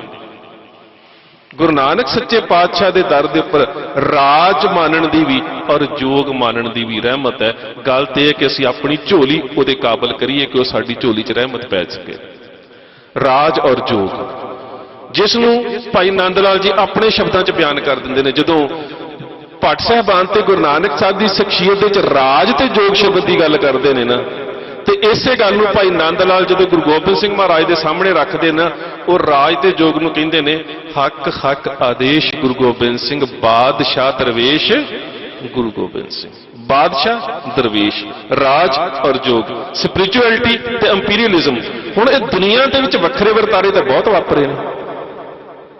ਦੁਨੀਆ ਦੇ ਵਿੱਚ ਬਾਦਸ਼ਾਹ ਤਾਂ ਬਹੁਤ ਹੋਏ ਹੋਣਗੇ, ਪਰ ਕੋਈ ਬਾਦਸ਼ਾਹ ਧਰਮ ਦਾ ਰਹਿਬਰ ਨਹੀਂ ਹੋਇਆ। ਦੁਨੀਆ ਦੇ ਵਿੱਚ ਧਰਮ ਦੇ ਰਹਿਬਰ ਵੀ ਹੋਏ ਹੋਣਗੇ, ਪਰ ਉਹਦੇ ਕੋਲ ਬਾਦਸ਼ਾਹਤ ਨਹੀਂ ਹੈ। ਸੋ ਇਹ ਗੱਲ ਤੇ ਸਾਹਿਬ ਸ੍ਰੀ ਗੁਰੂ ਗੋਬਿੰਦ ਸਿੰਘ ਮਹਾਰਾਜ ਦੇ ਉੱਪਰ ਆਉਂਦੀ ਹੈ, ਪਰ ਸ਼ੁਰੂ ਹੁੰਦੀ ਹੈ ਗੁਰੂ ਨਾਨਕ ਸਾਹਿਬ ਤੋਂ। ਕਬ ਕਲ ਸੁਜਸ ਗਾਵੋ ਗੁਰੂ ਨਾਨਕ, ਰਾਜ ਜੋਗ ਜਿਨ ਮਾਨਿਓ। ਸੋ ਉਸ ਰਾਜ ਤੇ ਜੋਗ ਨੂੰ ਜਦੋਂ ਤੁਸੀਂ ਫਾਰਸੀ 'ਚ ਲੈ ਕੇ ਆਓਗੇ, ਜਿਸ ਭਾਸ਼ਾ ਦੇ ਵਿੱਚ ਭਾਈ ਨੰਦ ਲਾਲ ਜੀ ਲਿਖ ਰਹੇ ਨੇ, ਤੇ ਉੱਥੇ ਉਹ ਸ਼ਬਦ ਆ ਜਾਂਦੇ ਨੇ ਬਾਦਸ਼ਾਹ ਔਰ ਦਰਵੇਸ਼, ਰਾਜ ਔਰ ਜੋਗ। ਔਰ ਜਦੋਂ ਅਸੀਂ ਪਾਤਸ਼ਾਹੀ ਦਾਅਵੇ ਦੀ ਗੱਲ ਕਰਦੇ ਹਾਂ, ਤਾਂ ਇਸ ਜਿਹੜੇ ਸ਼ਬਦ ਨੇ, ਹੁਣ ਇਹਨਾਂ ਸ਼ਬਦਾਂ ਦੀ ਅਹਿਮੀਅਤ ਸਮਝੀਏ। ਤੁਹਾਨੂੰ ਯਾਦ ਹੋਵੇਗਾ, ਚੜਿਆਲਾ ਸਾਹਿਬ ਨੂੰ ਤੇ ਸਾਰਾ ਯਾਦ ਆ, ਸਾਰੇ ਦਿਨ ਅਸੀਂ ਇਕੱਠੇ ਰਹੇ ਹਾਂ। ਜਦੋਂ ਕੇਂਦਰੀ ਖੇਤੀ ਮੰਤਰੀ ਤੋਮਰ ਨੇ ਪਹਿਲੇ ਦਿਨ ਕਿਸਾਨ ਜਥੇਬੰਦੀਆਂ ਨੂੰ ਸੱਦਾ ਦਿੱਤਾ ਕਿ ਆਪਣੀਆਂ ਜਿਹੜੀਆਂ ਮੰਗਾਂ ਹੈ ਉਹਦੇ ਬਾਰੇ ਸਾਡੇ ਨਾਲ ਵਿਚਾਰ ਚਰਚਾ ਕਰੋ, ਕਿਸਾਨ ਜਥੇਬੰਦੀਆਂ ਦੇ ਆਗੂ ਗਏ। ਜਿੱਥੇ ਉਸਨੇ ਬੁਲਾਇਆ ਸੀ ਉਸ ਦੀ ਰਖਾਇਸ਼ਗਾਹ ਤੇ ਗਏ। ਟੇਬਲ ਲੱਗੇ ਹੋਏ ਸੀ, ਖਾਣੇ ਲੱਗੇ ਹੋਏ ਸੀ, ਖਾਦੇ ਘੱਟ ਹੋਣੇ, ਫੋਟੋਆਂ ਜ਼ਿਆਦਾ ਖਿੱਚੀਆਂ ਕਿ ਅੱਜ ਅਸੀਂ ਨਾ ਸਾਰੇ ਲਾਈ ਹੋਏ ਫਿਰਦੇ ਸੀ, ਫੇਸਬੁੱਕ ਭਰੀ ਪਈ ਸੀ ਵੀ ਅੱਜ ਅਸੀਂ ਖੇਤੀ ਮੰਤਰੀ ਤੋਮਰ ਦੇ ਨਿਵਾਸ ਸਥਾਨ ਤੇ ਜਾ ਕੇ ਜਿੱਥੇ ਉਹਨੇ ਬੁਲਾਇਆ ਸੀ ਉਹਦੇ ਨਾਲ ਖਾਣਾ ਖਾ ਰਹੇ ਹਾਂ। ਕੋਈ ਲਾਈ ਹੋਇਆ ਫਿਰਦਾ ਸੀ, ਕੋਈ ਫੋਟੋਆਂ ਪਾਈ ਜਾਂਦਾ ਸੀ। ਉਸ ਦਿਨ ਰਾਤ ਦੀਪ ਤੰਬੂ ਦੇ ਵਿੱਚ ਬੈਠਾ ਤੇ ਉਹ ਲਾਈਵ ਹੁੰਦਾ ਹੈ। ਉਹ ਲਾਈਵ ਹੋ ਕੇ ਇੱਕ ਗੱਲ ਕਹਿੰਦਾ ਸਰਕਾਰ ਦੇ ਨਾਲ ਮੀਟਿੰਗ ਕਰਨੀ ਕੋਈ ਗੁਨਾਹ ਨਹੀਂ, ਜਾਣਾ ਚਾਹੀਦਾ, ਸਾਨੂੰ ਸਰਕਾਰ ਦੇ ਨਾਲ ਗੱਲ ਕਰਨੀ ਚਾਹੀਦੀ ਹੈ, ਪਰ ਇੱਕ ਗੱਲ ਦਾ ਖਿਆਲ ਰੱਖਿਓ ਕਿ ਜਦੋਂ ਆਪਣੇ ਹੱਕਾਂ ਤੇ ਆਪਣੇ ਪਾਤਸ਼ਾਹੀ ਦਾਅਵੇ ਦੀ ਗੱਲ ਕਰਨੀ ਹੋਵੇ ਨਾ, ਉਦੋਂ ਫਿਰ ਮੇਜ਼ ਤੇ ਬਹਿ ਕੇ ਲੂਣ ਆਪਣਾ ਖਾਈਦਾ, ਦੁਸ਼ਮਣ ਦਾ ਲੂਣ ਖਾ ਕੇ ਆਪਣਾ ਦਾਅਵਾ ਕਾਇਮ ਨਹੀਂ ਜੇ ਰੱਖਿਆ ਜਾਂਦਾ। ਹੁਣ ਇਹ ਕੋਈ ਨਵੀਂ ਗੱਲ ਥੋੜਾ, ਇਹ ਗੱਲ ਕੋਈ ਦੀਪ ਨੇ ਥੋੜਾ ਕੀਤੀ ਹੈ, ਇਹ ਤਾਂ ਸਾਡੇ ਤਾਰੀਖ 'ਚ ਪਈ ਸੀ, ਸਾਡੇ ਇਤਿਹਾਸਕ ਵਰਤਾਰਿਆਂ ਦੇ ਵਿੱਚ ਪਈ ਸੀ। ਦੀਪ ਨੇ ਤਾਂ ਉਸ ਦੀ ਪੇਸ਼ਕਾਰੀ ਕੀਤੀ ਹੈ। ਫਿਰ ਕੀ ਹੁੰਦਾ ਹੈ, ਉਸ ਤੋਂ ਬਾਅਦ ਅਗਲੀ ਮੀਟਿੰਗ ਹੁੰਦੀ ਹੈ ਤੇ ਫਿਰ ਸਾਡੇ ਕਿਸਾਨ ਜਥੇਬੰਦੀਆਂ ਦੇ ਲੀਡਰ ਆਪਣੀ ਰੋਟੀ ਲੈ ਕੇ ਜਾਂਦੇ ਨੇ। ਫਿਰ ਮੀਡੀਆ 'ਚ ਇੱਕ ਵੱਖਰੀ ਗੱਲ ਆਉਂਦੀ ਹੈ ਵੀ ਇਸ ਵਾਰੀ ਜਿਹੜੇ ਕਿਸਾਨ ਨੇ ਨਾ, ਉਹਨਾਂ ਨੇ ਹਕੂਮਤ ਦੀ ਰੋਟੀ ਨਹੀਂ ਖਾਧੀ, ਉਹ ਆਪਣੀ ਰੋਟੀ ਆਪ ਲੈ ਕੇ ਆਏ ਨੇ। ਹੁਣ ਇਹ ਗੱਲ ਕੋਈ ਨਵੀਂ ਥੋੜਾ ਹੈ। ਜਾਂ ਜਦੋਂ ਹੋਣ ਦੀ ਗੱਲ ਕਰਦਾ ਹੈ ਦੀਪ ਸਿੱਧੂ, ਤੇ ਇਹ ਗੱਲ ਕੋਈ ਨਵੀਂ ਥੋੜਾ ਹੈ। ਨਵੀਂ ਗੱਲ ਸਿੱਖੀ ਵਿਚਾਰਧਾਰਾ ਦੇ ਦਾਇਰੇ ਦੇ ਵਿੱਚ ਕੋਈ ਕਰ ਹੀ ਨਹੀਂ ਸਕਦਾ। ਉਹਦਾ ਕਾਰਨ ਪਤਾ ਕੀ ਹੈ ਕਿ ਸਿੱਖ ਦੀ ਵਿਚਾਰਧਾਰਾ ਦੇ ਵਿੱਚ ਸ਼ਬਦ ਤੋਂ ਉੱਚਾ ਕੋਈ ਮੁਕਾਮ ਹੋ ਹੀ ਨਹੀਂ ਸਕਦਾ। ਸਾਹਿਬ ਸ੍ਰੀ ਗੁਰੂ ਗ੍ਰੰਥ ਸਾਹਿਬ ਮਹਾਰਾਜ, ਇਹਦੇ ਵਿੱਚ ਜਿਹੜੀ ਗੁਰਦੇਵ ਪਾਤਸ਼ਾਹ ਨੇ ਸਾਨੂੰ ਉਪਦੇਸ਼ ਦੀ ਬਖਸ਼ਿਸ਼ ਕਰ ਦਿੱਤੀ ਹੈ ਨਾ, ਮੈਂ ਦਾਅਵੇ ਨਾਲ ਕਹਿੰਦਾ ਇਹ ਤੋਂ ਨਵੀਂ ਗੱਲ ਕੋਈ ਕਰ ਹੀ ਨਹੀਂ ਸਕਦਾ। ਔਰ ਜਿਹੜਾ ਤੁਹਾਡਾ ਗੁਰੂ ਹੈ ਨਾ, ਸਾਹਿਬ ਮੇਰਾ ਨੀਤ ਨਵਾਂ, ਉਹ ਤੋਂ ਵੱਡੀ ਗੱਲ ਕੀਤੀ ਹੀ ਨਹੀਂ ਜਾ ਸਕਦੀ। ਸਾਨੂੰ ਚੰਗਾ ਕੀ ਲੱਗਦਾ ਕਿ ਇਸ ਗੁਰੂ ਦੀਆਂ ਕੀਤੀਆਂ ਗੱਲਾਂ ਤੇ ਰਮਜ਼ਾਂ ਦੀ ਜਦੋਂ ਕੋਈ ਸਹਿਜ ਵਿਆਖਿਆ ਕਰਦਾ, ਜਦੋਂ ਅਸੀਂ ਸੰਤ ਜਰਨੈਲ ਸਿੰਘ ਦੀ ਤਸਵੀਰ ਵੇਖਦੇ ਹਾਂ, ਸੰਤ ਜਰਨੈਲ ਸਿੰਘ ਖਾਲਸਾ ਪਿੰਡਰਾਂ ਵਾਲਿਆਂ ਦੀ, ਤਾਂ ਅਕਸਰ ਉਹਦੇ ਥੱਲੇ ਜਿਹੜੇ ਸ਼ਬਦ ਲਿਖੇ ਨੇ ਸਾਨੂੰ ਟੁੰਬਦੇ ਨੇ ਕਿ ਸਰੀਰਕ ਮੌਤ ਨੂੰ ਮੈਂ ਮੌਤ ਨਹੀਂ ਗਿਣਦਾ, ਜ਼ਮੀਰ ਦਾ ਮਰ ਜਾਣਾ ਯਕੀਨਨ ਮੌਤ ਹੈ। ਇਹ ਹੁਣ ਕੋਈ ਨਵੀਂ ਗੱਲ ਥੋੜਾ ਹੈ, ਇਹ ਤਾਂ ਉਸ ਗੁਰੂ ਨਾਨਕ ਸੱਚੇ ਪਾਤਸ਼ਾਹ ਦੀ ਰਹਿਮਤ ਦੀ ਸਹਿਜ ਵਿਆਖਿਆ। ਜਦੋਂ ਪਾਤਸ਼ਾਹ ਕਹਿੰਦੇ ਨੇ ਜੇ ਜੀਵੇ ਪਤ ਲੱਥੀ ਜਾਏ, ਸਭ ਹਰਾਮ ਜੇਤਾ ਕਿਛ ਖਾਹੇ। ਸਰੀਰ ਇਹਦਾ ਸੰਬੰਧ ਜਿਉਣ ਦੇ ਨਾਲ ਹੈ, ਜ਼ਮੀਰ ਇਹਦਾ ਸੰਬੰਧ ਪਤ ਦੇ ਨਾਲ ਹੈ। ਗੱਲ ਤਾਂ ਉਹੀ ਹੈ। ਗੁਰੂ ਨਾਨਕ ਸਾਹਿਬ ਕਹਿ ਰਹੇ ਨੇ ਕਿ ਉਸ ਜੀਵਨ ਦਾ ਕੀ ਫਾਇਦਾ ਜਿਸ ਜੀਵਨ ਦੇ ਵਿੱਚ ਤੁਸੀਂ ਪਤ ਗਵਾ ਕੇ ਜੀ ਰਹੇ ਹੋ। ਉਸ ਸਰੀਰ ਦਾ ਕੀ ਫਾਇਦਾ ਜੇ ਤੁਸੀਂ ਜ਼ਮੀਰ ਵੇਚ ਕੇ ਸਰੀਰ ਨੂੰ ਕਾਇਮ ਰੱਖ ਰਹੇ ਹੋ। ਇਹਦੀ ਸਹਿਜ ਵਿਆਖਿਆ ਸੰਤ ਜਰਨੈਲ ਸਿੰਘ ਦਿੰਦੇ ਨੇ, ਉਹ ਸਾਨੂੰ ਚੰਗੀ ਲੱਗਦੀ ਹੈ। ਮੈਂ ਜਿਹੜੀ ਗੱਲ ਕਹਿ ਰਿਹਾ ਕਿ ਜਿਹੜੀ ਗੱਲ ਗੁਰਬਾਣੀ ਦੇ ਵਿੱਚ ਗੁਰਦੇਵ ਪਾਤਸ਼ਾਹ ਨੇ ਸਾਡੀ ਝੋਲੀ 'ਚ ਰਹਿਮਤ ਪਾ ਦਿੱਤੀ, ਇਹ ਤੋਂ ਵੱਡੀ ਗੱਲ ਕੋਈ ਨਹੀਂ ਕਰ ਸਕਦਾ। ਵਿਆਖਿਆ ਹੈ, ਇਹਦੀ ਸਹਿਜ ਵਿਆਖਿਆ, ਇਹਦੀ ਸਰਲ ਵਿਆਖਿਆ, ਇਹਦੀ ਵਿਆਖਿਆ ਦਾ ਨਿਰਾਲਾ ਢੰਗ, ਉਹ ਸਾਨੂੰ ਪ੍ਰਭਾਸ਼ਿਤ ਜਾਂ ਪ੍ਰਭਾਵਿਤ ਜ਼ਰੂਰ ਕਰਦਾ ਹੈ। ਬਾਕੀ ਗੁਰਦੇਵ ਪਾਤਸ਼ਾਹ ਨੇ ਜਿਹੜੇ ਝੋਲੀ ਸਾਡੇ ਚ ਉਪਦੇਸ਼ ਪਾ ਦਿੱਤੇ ਨੇ, ਇਹ ਤੋਂ ਵੱਡੀ ਕੋਈ ਗੱਲ ਨਹੀਂ, ਸਾਡੇ ਇਤਿਹਾਸ ਤੋਂ ਵੱਡੀ ਕੋਈ ਗੱਲ ਨਹੀਂ। ਸੋ ਜਦੋਂ ਪਾਤਸ਼ਾਹੀ ਦਾਅਵੇ ਦੀ ਗੱਲ ਆਉਂਦੀ ਹੈ ਤੇ ਉਸ ਪਾਤਸ਼ਾਹੀ ਦਾਅਵੇ ਦੇ ਵਿੱਚ ਜਿਹੜੀ ਗੱਲ ਉਸ ਵੇਲੇ ਕਿਸਾਨ ਆਗੂ ਨੂੰ ਦੀਪ ਸਿੱਧੂ ਕਹਿੰਦਾ ਹੈ ਕਿ ਜੇਕਰ ਸਰਕਾਰ ਦੇ ਨਾਲ ਗੱਲ ਕਰਨੀ ਹੈ ਤੇ ਸਰਕਾਰ ਦੇ ਮੇਜ਼ ਦੇ ਉੱਪਰ ਬੈਠਣ ਦੇ ਸਮੇਂ ਆਪਣੀ ਰੋਟੀ ਖਾਇਓ, ਤੇ ਇਹ ਗੱਲ ਤਾਂ ਸਾਡੇ ਇਤਿਹਾਸਕ ਵਰਤਾਰਿਆਂ ਦੇ ਵਿੱਚ ਪਈ ਸੀ। ਦੂਸਰੀ ਗੱਲ ਇਹਨੂੰ ਨਾਲ ਜੋੜ ਕੇ ਮੈਂ ਇਸ ਕਰਕੇ ਸਾਂਝੀ ਕਰ ਦੇਵਾਂ, ਸਾਨੂੰ ਸਮਝਣ ਦੇ ਵਿੱਚ ਆਸਾਨੀ ਰਹੇਗੀ। ਦੀਪ ਬਾਰ-ਬਾਰ ਇੱਕ ਗੱਲ ਕਰਿਆ ਕਰਦਾ ਸੀ ਕਿ ਜੇਕਰ ਅਸੀਂ ਜੰਗ ਦੇ ਮੈਦਾਨ ਦੇ ਵਿੱਚ ਸ਼ਕਤੀਸ਼ਾਲੀ ਹਾਂ ਨਾ, ਤੇ ਅਸੀਂ ਗੱਲਬਾਤ ਦੇ ਵਿੱਚ ਵੀ ਫੇਰ ਹੀ ਸ਼ਕਤੀਸ਼ਾਲੀ ਹੋ ਸਕਦੇ ਹਾਂ। ਇਤਿਹਾਸ ਦੇ ਵਿੱਚ ਅਸੀਂ ਇਸ ਦੇ ਦੋਵੇਂ ਰੂਪ ਹੀ ਵੇਖ ਚੁੱਕੇ ਹਾਂ। ਅਹਿਮਦ ਸ਼ਾਹ ਅਬਦਾਲੀ, ਪਾਣੀਪਤ ਦਾ ਮੈਦਾਨ, ਉਸ ਮੈਦਾਨ ਦੇ ਵਿੱਚ ਮਰੱਟਿਆਂ ਦੀ ਹਾਰ ਹੁੰਦੀ ਹੈ। ਮਰੱਟੇ ਉਸ ਵੇਲੇ ਇਸ ਦੇਸ਼ ਦੀ ਕੋਈ ਛੋਟੀ ਤਾਕਤ ਨਹੀਂ ਸਨ, ਪਰ ਕੀ ਅਹਿਮਦ ਸ਼ਾਹ ਅਬਦਾਲੀ ਉਸ ਵੱਡੀ ਤਾਕਤ ਨੂੰ ਆਪਣੇ ਮੁਕਾਬਲੇ ਗੱਲਬਾਤ ਕਰਨ ਦਾ ਸੱਦਾ ਦਿੰਦਾ? ਨਹੀਂ ਦਿੰਦਾ। ਮਾਨੂਪੁਰ ਦੀ ਜਗ੍ਹਾ ਦੇ ਉੱਪਰ ਮੀਰ ਮਨੂ ਦਾ ਬਾਪ ਕਮਰੂਦੀਨ ਮੀਰ ਆਤਸ਼ ਅਹਿਮਦ ਸ਼ਾਹ ਅਬਦਾਲੀ ਨਾਲ ਲੜਦਾ ਮਾਰਿਆ ਜਾਂਦਾ ਹੈ, ਔਰ ਉਸ ਜੰਗ ਦੇ ਵਿੱਚੋਂ ਅਹਿਮਦ ਸ਼ਾਹ ਅਬਦਾਲੀ ਨੂੰ ਜਗ੍ਹਾ ਵੀ ਛੱਡਣੀ ਪੈਂਦੀ, ਪਿੱਛੇ ਹਟਣਾ ਪੈਂਦਾ। ਇਹਦੇ ਬਾਵਜੂਦ ਵੀ ਉਹ ਗੱਲਬਾਤ ਦਾ ਸੱਦਾ ਨਹੀਂ ਦਿੰਦਾ। ਫਿਰ ਮੁਹੰਮਦ ਸ਼ਾਹ ਦਿੱਲੀ ਦਾ ਬਾਦਸ਼ਾਹ ਬਹਾਦਰ ਸ਼ਾਹ ਤੇ ਔਰੰਗਜ਼ੇਬ ਦੇ ਖਾਨਦਾਨ ਦੇ ਵਿੱਚੋਂ ਉਹ ਦਿੱਲੀ ਫਤਿਹ ਕਰਦਾ ਹੈ। ਉਸ ਪਰਿਵਾਰ ਦੀਆਂ ਬੱਚੀਆਂ ਆਪਣੇ ਵਾਸਤੇ ਵੀ ਆਪਣੇ ਬੇਟੇ ਵਾਸਤੇ ਵੀ ਉਹ ਲੈ ਕੇ ਜਾਂਦਾ ਹੈ, ਪਰ ਉਹ ਗੱਲਬਾਤ ਦਾ ਸੱਦਾ ਨਹੀਂ ਦਿੰਦਾ। ਉਹ ਗੱਲਬਾਤ ਦਾ ਸੱਦਾ ਕਿਹਨੂੰ ਦਿੰਦਾ ਹੈ? ਜਦੋਂ 5 ਫਰਵਰੀ 1762 ਨੂੰ ਵੱਡੇ ਘੱਲੂਘਾਰੇ ਦੇ ਦੌਰਾਨ ਕੋਪਰਹੀੜੀ ਦੇ ਮੈਦਾਨ ਦੇ ਵਿੱਚ ਤੁਹਾਡੇ ਵਡੇਰਿਆਂ ਨੂੰ ਲੜਦੇ ਵੇਖਦਾ ਹੈ। ਹਿੰਦੁਸਤਾਨ ਦੇ ਵਿੱਚ ਬਾਕੀ ਕੌਮੀਅਤਾਂ ਵੀ ਉਸ ਨਾਲ ਲੜੀਆਂ ਨੇ, ਰਾਜਪੂਤਾਂ ਦਾ ਅਲਾਇੰਸ ਵੀ ਉਸ ਦੇ ਨਾਲ ਲੜਿਆ ਹੈ, ਮੁਗਲ ਉਸ ਦੇ ਨਾਲ ਲੜੇ ਨੇ, ਮਰਾਠੀ ਉਸ ਦੇ ਨਾਲ ਲੜੇ ਨੇ। ਉਹਨੇ ਕਿਸੇ ਨੂੰ ਗੱਲਬਾਤ ਦਾ ਸੱਦਾ ਨਹੀਂ ਦਿੱਤਾ। ਉਹਨੇ ਗੱਲਬਾਤ ਦਾ ਸੱਦਾ ਦਿੱਤਾ ਤੁਹਾਡੇ ਵਡੇਰਿਆਂ ਨੂੰ। ਕਿਉਂ? ਉਹਦਾ ਇੱਕ ਕਾਰਨ ਸੀ ਕਿ ਦੂਜੀਆਂ ਕੌਮੀਅਤਾਂ ਦਾ ਜਦੋਂ ਲੱਕ ਟੁੱਟਿਆ ਨਾ, ਉਹ ਉੱਠਣ ਜੋਗੀਆਂ ਨਾ ਰਹੀਆਂ, ਪਰ ਜਿਹੜੇ ਤੁਹਾਡੇ ਵਡੇਰੇ ਸੀ ਨਾ, ਉਹ 50,000 ਲਾਸ਼ ਦੇ ਸਾਹਮਣੇ ਖਲੋ ਕੇ ਰਾਤ ਨੂੰ ਰਹਿ ਰਾਸ ਦਾ ਪਾਠ ਕਰਕੇ ਕਹਿ ਰਹੇ ਸੀ, ਤਤ ਖਾਲਸਾ ਰਹਿ ਗਇਓ ਗਇਓ ਸੋ ਖੋਟ ਗਵਾਏ।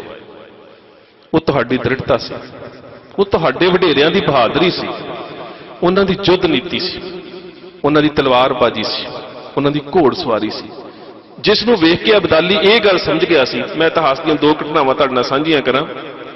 ਸਾਡੇ ਵਡੇਰਿਆਂ ਦੀ ਯੁੱਧ ਨੀਤੀ ਨੂੰ ਵੇਖ ਕੇ ਅਬਦਾਲੀ ਇਹ ਗੱਲ ਸਮਝ ਗਿਆ ਸੀ ਕਿ ਹੁਣ ਮੈਦਾਨੇ ਜੰਗ ਦੇ ਵਿੱਚ ਤਲਵਾਰ ਨਾਲ ਖਤਮ ਨਹੀਂ ਕੀਤੇ ਜਾ ਸਕਦੇ। ਹੁਣ ਤਾਂ ਗੱਲਬਾਤ ਦੇ ਉੱਪਰ, ਹੁਣ ਤਾਂ ਟੇਬਲ ਟਾਕ ਦੇ ਵਿੱਚ ਗੱਲ ਛਿੜ ਸਕਦੀ ਹੈ। ਹੁਣ ਮੈਦਾਨੇ ਜੰਗ ਦੇ ਵਿੱਚ ਇਹਨਾਂ ਨੂੰ ਖਤਮ ਨਹੀਂ ਕੀਤਾ ਜਾ ਸਕਦਾ, ਨਹੀਂ ਹਰਾਏ ਜਾ ਸਕਦੇ, ਨਾ ਹੀ ਇਹ ਮੁਕਾਏ ਜਾ ਸਕਦੇ ਨੇ। ਇਸ ਘਟਨਾ ਦਾ ਮੈਂ ਜ਼ਿਕਰ ਕਰਦਾ ਹਾਂ। ਸਰਦਾਰ ਜੱਸਾ ਸਿੰਘ ਆਹਲੂਵਾਲੀਆ, ਜਿਹੜੇ ਉਸ ਸਮੇਂ ਘੱਲੂਘਾਰੇ ਦੇ ਵਿੱਚ ਅਗਵਾਈ ਕਰ ਰਹੇ ਸੀ, ਮਹਾਰਾਜਾ ਰਣਜੀਤ ਸਿੰਘ ਦਾ ਦਾਦਾ ਚੜ੍ਹਤ ਸਿੰਘ ਨਾਲ ਸਰਦਾਰ ਮਿੱਤ ਸਿੰਘ ਡੱਲੇਵਾਲੀਏ ਹੋਣੀ, ਨਕਈ ਮਿਸਲ ਦੇ ਸਰਦਾਰ, ਭੰਗੀ ਮਿਸਲ ਦੇ ਸਰਦਾਰ ਹਰੀ ਸਿੰਘ ਹੋਣੀ, ਸਰਦਾਰ ਜੱਸਾ ਸਿੰਘ ਰਾਮਗੜੀਆ, ਇਹ ਸਾਰੇ ਉਸ ਵੇਲੇ ਕੌਮ ਦੇ ਲੀਡਰ ਨੇ। ਮੈਦਾਨੇ ਜੰਗ ਦੇ ਵਿੱਚ ਜਿਹੜੇ ਹਾਲਾਤ ਉਸ ਵੇਲੇ ਸਿੱਖਾਂ ਦੇ ਹੋਏ, ਮੈਂ ਬਹੁਤ ਜ਼ਿਆਦਾ ਵਿਸਥਾਰ 'ਚ ਨਹੀਂ ਜਾਣਾ ਕਿਉਂਕਿ ਇਹਦੇ ਉੱਪਰ ਮੈਂ ਬਹੁਤ ਜ਼ਿਆਦਾ ਬੋਲ ਚੁੱਕਾ ਹਾਂ ਘੱਲੂਘਾਰੇ ਦੇ ਉੱਪਰ, ਪਰ ਇੱਕ ਘਟਨਾ ਸਾਂਝੀ ਕਰਦਾ। ਜੱਸਾ ਸਿੰਘ ਆਹਲੂਵਾਲੀਆ ਲੜ ਰਹੇ ਨੇ ਤੇ ਲੜਦਿਆਂ ਲੜਦਿਆਂ ਘੋੜਾ ਜਿਹੜਾ ਸੀ ਉਹ ਥੱਕ ਗਿਆ, ਦੁਸ਼ਮਣ ਦੇ ਘੇਰੇ ਦੇ ਵਿੱਚ ਆ ਕੇ ਘੋੜਾ ਰੁਕ ਗਿਆ।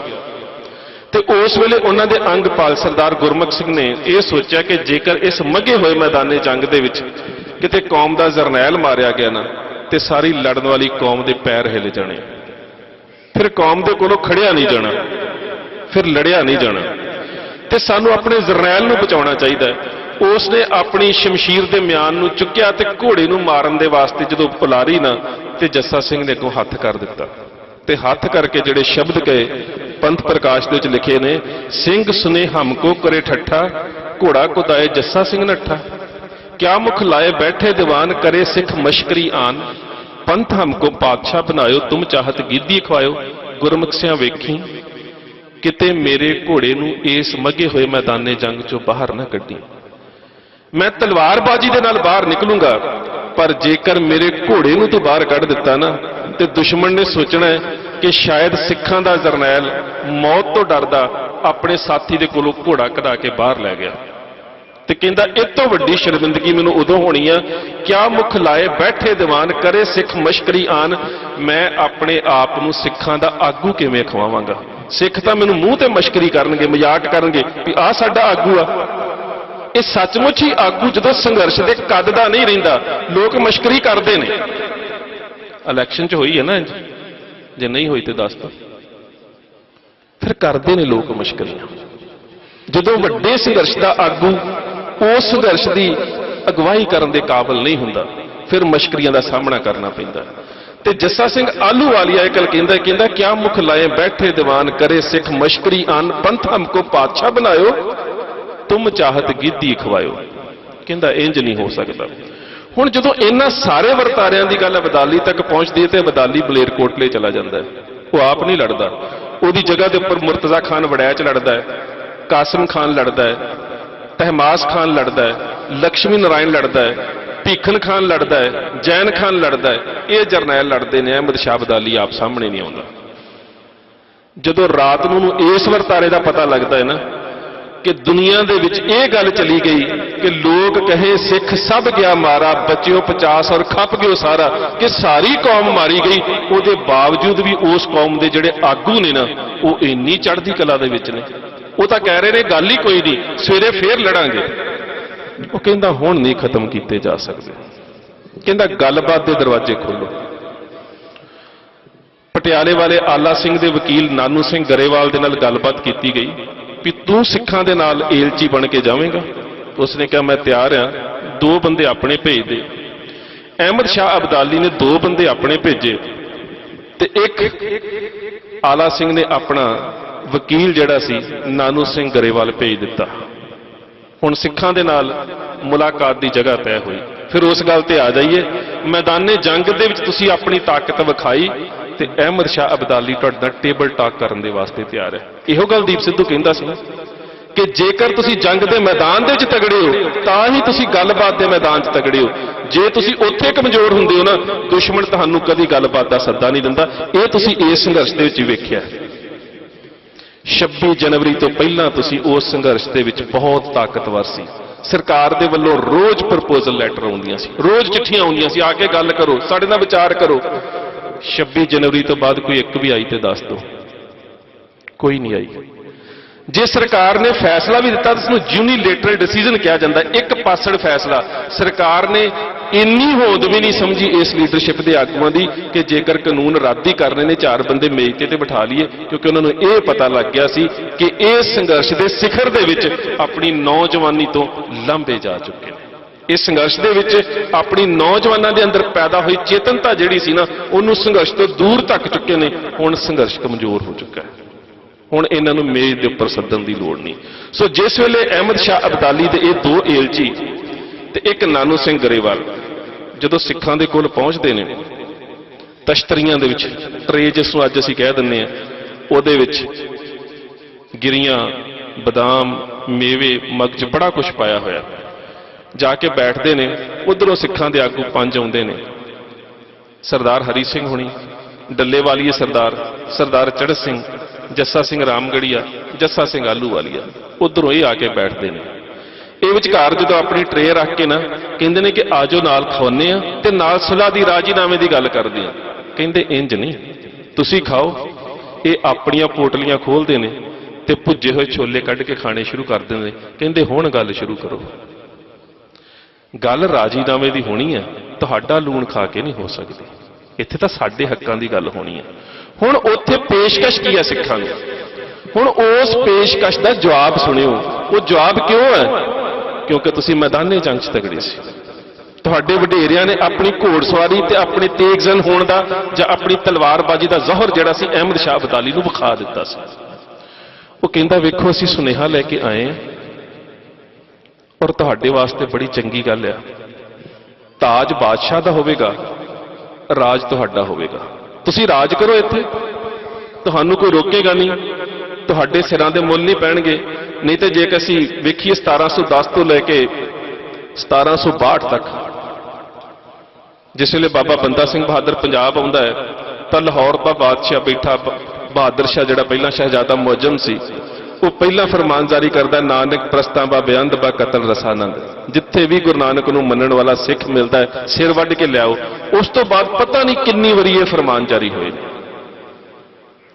ਤੇ ਸਿੱਖਾਂ ਨੂੰ ਪਹਿਲੀ ਗੱਲ ਹੀ ਇੱਥੋਂ ਸ਼ੁਰੂ ਕੀਤੀ ਜਾਂਦੀ ਹੈ, ਹੁਣ ਤੁਹਾਡੇ ਸਿਰਾਂ ਦੇ ਮੁੱਲ ਨਹੀਂ ਪੈਣਗੇ, ਹੁਣ ਤੁਹਾਡੇ ਬੱਚਿਆਂ ਦੇ ਕਤਲ ਨਹੀਂ ਹੋਣਗੇ, ਹੁਣ ਤੁਹਾਡੀਆਂ ਬੀਬੀਆਂ ਦੀਆਂ ਝੋਲੀਆਂ ਦੇ ਵਿੱਚ ਬੱਚਿਆਂ ਦੇ ਟੁਕੜੇ ਨਹੀਂ ਪਾਏ ਜਾਣਗੇ, ਹੁਣ ਤੁਹਾਡੇ ਪਿੰਡਾਂ ਦੇ ਪਿੰਡ ਉਜਾੜੇ ਨਹੀਂ ਜਾਣਗੇ, ਹੁਣ ਤੁਹਾਨੂੰ ਜੰਗਲਾਂ ਦੇ ਵਿੱਚ ਨਹੀਂ ਰਹਿਣਾ ਪਵੇਗਾ। ਮੰਨ ਲਓ ਸਾਡੀ ਗੱਲ, ਰਾਜ ਤੁਹਾਡਾ ਪਰ ਤਾਜ ਅਬਦਾਲੀ ਦਾ।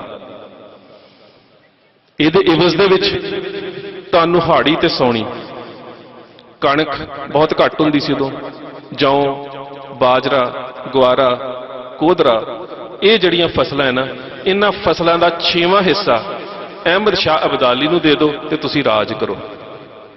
ਹੁਣ ਹੁੰਦੀ ਲੀਡਰਸ਼ਿਪ ਅੱਜ ਵਰਗੀ ਤਾਂ ਕਿੰਨਾ ਸਸਤਾ ਸੌਦਾ ਹੈ। ਫਸਲ ਦਾ 6ਵਾਂ ਹਿੱਸਾ ਦੇ ਦੇਣਾ, ਨਾ ਬੱਚਿਆਂ ਦੀ ਜਾਨ ਦਾ ਖਤਰਾ, ਨਾ ਆਪਣੀ ਜਾਨ ਦਾ ਖਤਰਾ, ਨਾ ਆਪਣੀਆਂ ਬੱਚੀਆਂ ਦੀ ਜਾਨ ਦਾ ਖਤਰਾ, ਕਿੰਨਾ ਸਸਤਾ ਸੌਦਾ ਹੈ। ਪਰ ਕੌਮ ਦੇ ਜਰਨੈਲ ਜਿਹੜੇ ਨਾ, ਉਹ ਕੇਵਲ ਤੇ ਕੇਵਲ ਰਾਜ ਲਈ ਨਹੀਂ ਸੀ ਲੜ ਰਹੇ, ਉਹ ਪਾਤਸ਼ਾਹੀ ਦਾਅਵੇ ਲਈ ਲੜ ਰਹੇ ਸੀ।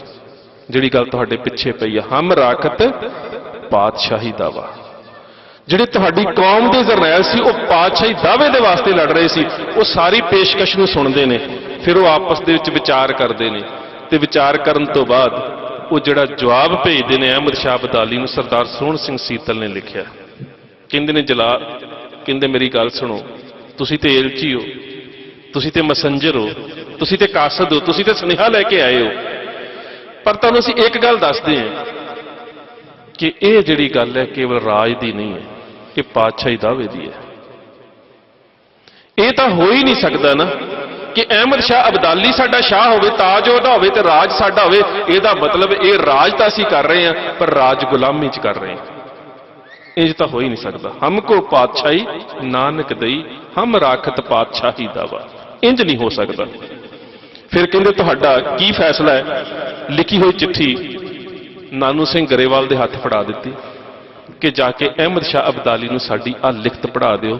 ਉਸ ਲਿਖਤ ਦੇ ਵਿੱਚ ਜੋ ਲਿਖਿਆ ਸੀ, ਸਰਦਾਰ ਸੋਹਣ ਸਿੰਘ ਸੀਤਲ ਨੇ ਬੜਾ ਪਿਆਰਾ ਲਿਖਿਆ, ਸਾਡੇ ਵੱਲੋਂ ਸ਼ਾਹ ਨੂੰ ਕਹਿ ਦੇਣਾ ਜਾ ਕੇ, ਮਿਲਾਂਗੇ ਉਸ ਨੂੰ ਰਣ ਵਿੱਚ ਹੱਥ ਤੇਗ ਉਠਾ ਕੇ, ਸ਼ਰਤਾਂ ਲਿਖਾਂਗੇ ਰੱਤ ਨਾਲ ਖੈਬਰ ਕੋਲ ਜਾ ਕੇ, ਸ਼ਾਹ ਨਜਰਾਨੇ ਸਾਥੋਂ ਭਾਲਦਾ ਇਉਂ ਈਨ ਮਨਾ ਕੇ, ਪਰ ਸ਼ੇਰ ਨਾ ਜਿਉਂਦੇ ਸੀਤਲਾ ਨੱਕ ਨੱਥ ਪਵਾ ਕੇ।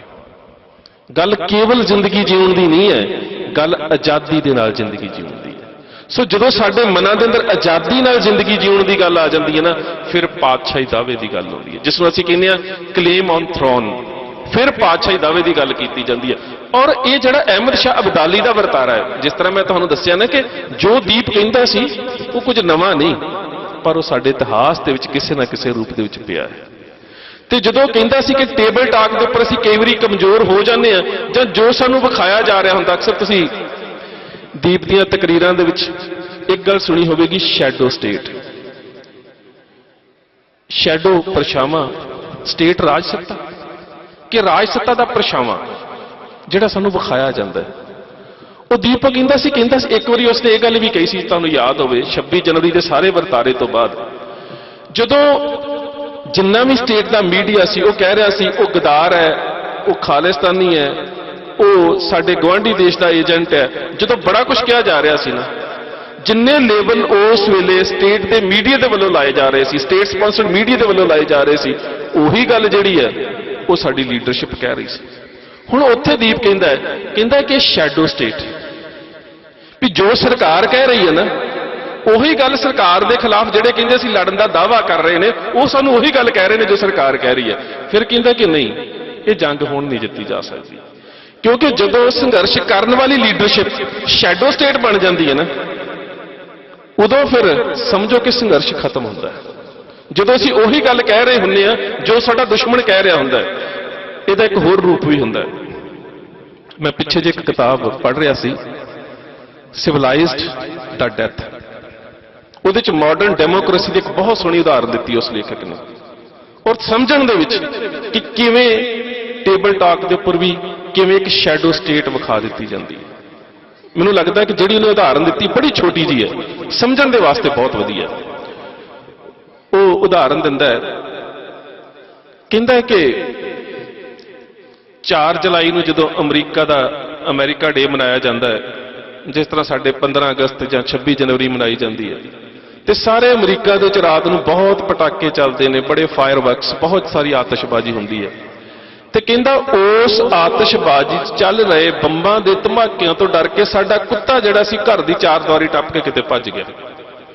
ਕੁੱਤਾ ਲੱਭੇ ਨਾ, ਅਸੀਂ ਗੁਆਂਢੀਆਂ ਵੱਲ ਗਏ, ਅਸੀਂ ਪੁਲਿਸ ਦੇ ਕੋਲ ਜਾ ਕੇ ਸ਼ਿਕਾਇਤ ਕਰਾਈ। ਉਸ ਤੋਂ ਬਾਅਦ ਅਸੀਂ ਜਿੰਨੇ ਵੀ ਐਨੀਮਲ ਸ਼ੈਲਟਰ ਹੋਮ ਹੁੰਦੇ ਨੇ, ਜਿੱਥੇ ਅਵਾਰਾ ਜਾਨਵਰ ਜਿਹੜੇ ਉਹ ਰੱਖ ਲੈਂਦੇ ਨੇ ਵੀ ਕਿਸੇ ਦਾ ਗਵਾਚਾ ਹੋਵੇ, ਕਹਿੰਦਾ ਅਸੀਂ ਇਲਾਕੇ ਦੇ ਸਾਰੇ ਫੋਲ ਦਿੱਤੇ। ਫਿਰ ਸਾਡੇ ਕੋਲ ਕੁੱਤੇ ਦੀਆਂ ਤਸਵੀਰਾਂ ਪਈਆਂ ਸੀ, ਅਸੀਂ ਉਹ ਪੁਲਿਸ ਨੂੰ ਵੀ ਈਮੇਲ ਕੀਤੀਆਂ, ਅਸੀਂ ਸ਼ੈਲਟਰ ਹੋਮ ਨੂੰ ਵੀ ਈਮੇਲ ਕੀਤੀਆਂ ਵੀ ਸਾਡਾ ਕੁੱਤਾ ਗਵਾਚ ਗਿਆ। ਪਿਆਰ ਬਹੁਤ ਕਰਦੇ ਸੀ, ਕਹਿੰਦਾ ਅਸੀਂ ਲੱਭੇ ਨਾ। ਕਹਿੰਦਾ ਕੁਝ ਦਿਨਾਂ ਬਾਅਦ ਪੁਲਿਸ ਸਟੇਸ਼ਨ ਤੋਂ ਫੋਨ ਆਇਆ, ਤੁਹਾਡਾ ਕੁੱਤਾ ਲੱਭ ਗਿਆ ਤੇ ਜਿਵੇਂ ਦੀ ਤੁਸੀਂ ਫੋਟੋ ਭੇਜੀ ਸੀ ਨਾ, ਜਿਵੇਂ ਦੇ ਉਹਦੇ ਕੰਨ, ਜਿਵੇਂ ਦਾ ਉਹਦਾ ਰੰਗ, ਜਿਵੇਂ ਦੀ ਪੂਛ, ਸਭ ਕੁਝ ਉਵੇਂ ਦਾ ਹੀ ਹੈ। ਕਹਿੰਦਾ ਗਈ ਮੇਰੀ ਭੈਣ ਤੇ ਮੇਰਾ ਬਾਪ ਜਾ ਕੇ ਕੁੱਤੇ ਨੂੰ ਲੈ ਆਏ। ਕੁੱਤਾ ਬਿਲਕੁਲ ਕਹਿੰਦਾ ਸਾਡਾ ਹੀ ਸੀ, ਸਾਡੇ ਨਾਲ ਉਨਾ ਹੀ ਪਿਆਰ ਕਰਦਾ ਸੀ, ਸਾਡੇ ਨਾਲ ਉਂਝ ਹੀ ਖਾਂਦਾ ਸੀ, ਜੇ ਅਸੀਂ ਖਵਾਉਂਦੇ ਸੀ ਉਵੇਂ ਖੁਸ਼ ਰਹਿੰਦਾ ਸੀ। ਕਹਿੰਦਾ ਇੱਕ ਦਿਨ ਮੇਰਾ ਭਣਵਈਆ ਆਇਆ, ਮੇਰੀ ਭੈਣ ਦਾ ਘਰ ਵਾਲਾ, ਤੇ ਕਹਿੰਦਾ ਕੁੱਤੇ ਨੂੰ ਵੇਖ ਕੇ ਕਹਿੰਦਾ ਇਹ ਹੈ ਤੇ ਤੁਹਾਡੇ ਕੁੱਤੇ ਵਰਗਾ, ਪਰ ਤੁਹਾਡਾ ਕੁੱਤਾ ਨਹੀਂ ਹੈ ਤੇ ਤੁਹਾਡੇ ਕੁੱਤੇ ਵਰਗਾ, ਪਰ ਇਹ ਤੁਹਾਡਾ ਕੁੱਤਾ ਨਹੀਂ ਹੈ। ਕਹਿੰਦਾ ਮੈਂ ਕਿਹਾ ਕਿਉਂ?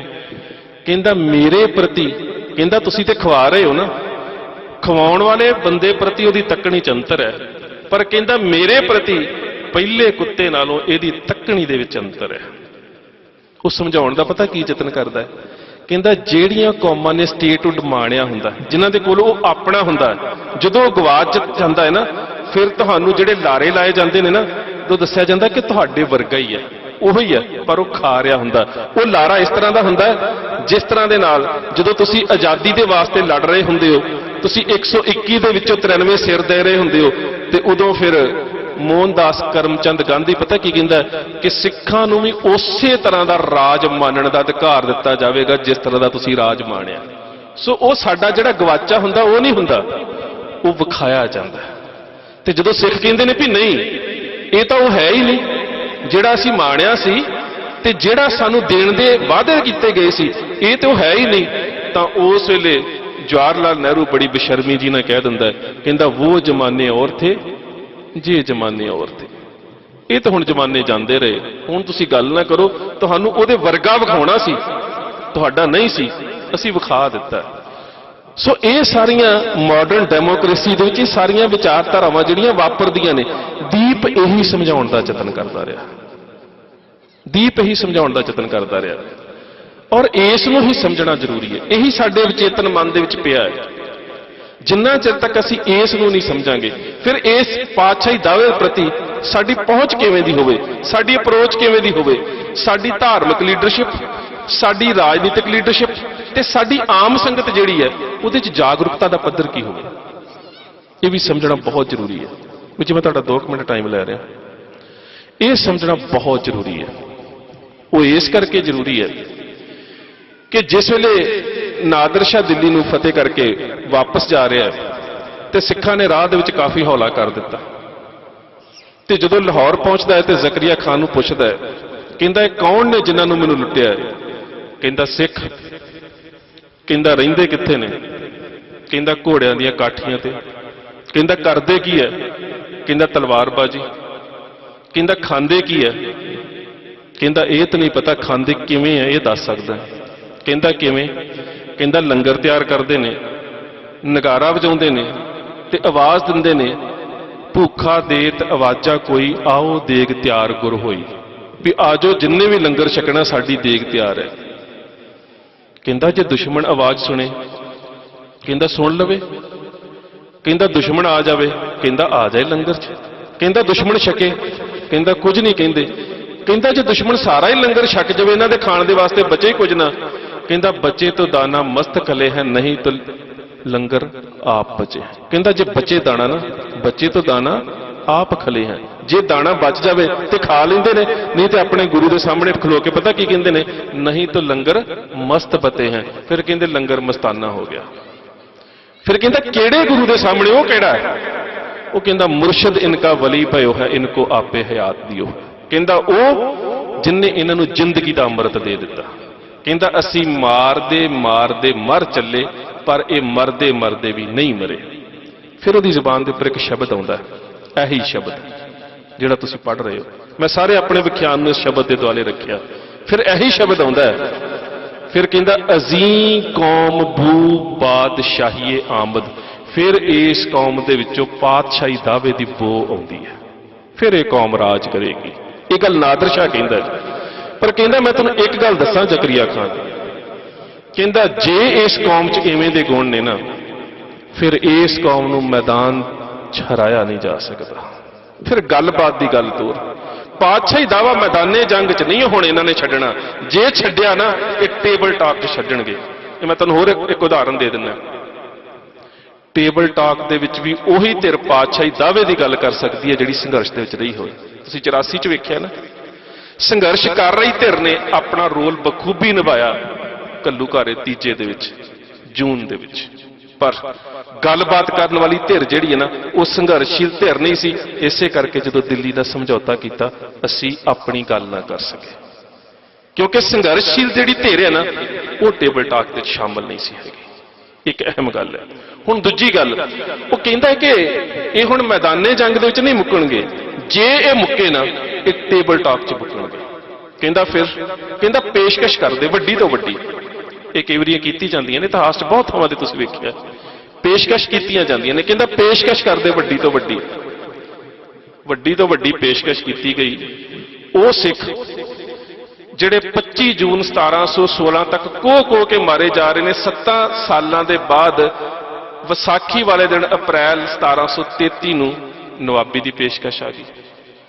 ਕੇਵਲ 16-17 ਸਾਲ ਦਾ ਸਮਾਂ, ਜਿਹੜੀ ਕੌਮ ਦੇ ਸਿਰਾਂ ਦੇ ਮੁੱਲ ਪੈਂਦੇ ਹੋਣ, ਉਹੀ ਹਕੂਮਤ ਪਾ ਰਹੀ ਹੋਵੇ, ਉਹੀ ਹਕੂਮਤ ਕਹਿ ਰਹੀ ਤੁਸੀਂ ਰਾਜ ਲੈ ਲਓ। ਉਹਦੇ ਵਿੱਚ ਕੰਗਣਵਾਲ, ਝਬਾਲ, ਦਪਾਲਪੁਰ, ਇਹਨਾਂ 'ਚੋਂ ਝਬਾਲ ਹੁਣ ਸਾਡੇ ਪਾਸੇ ਆ, ਬਾਕੀ 2 ਪਾਕਿਸਤਾਨ 'ਚ ਨੇ।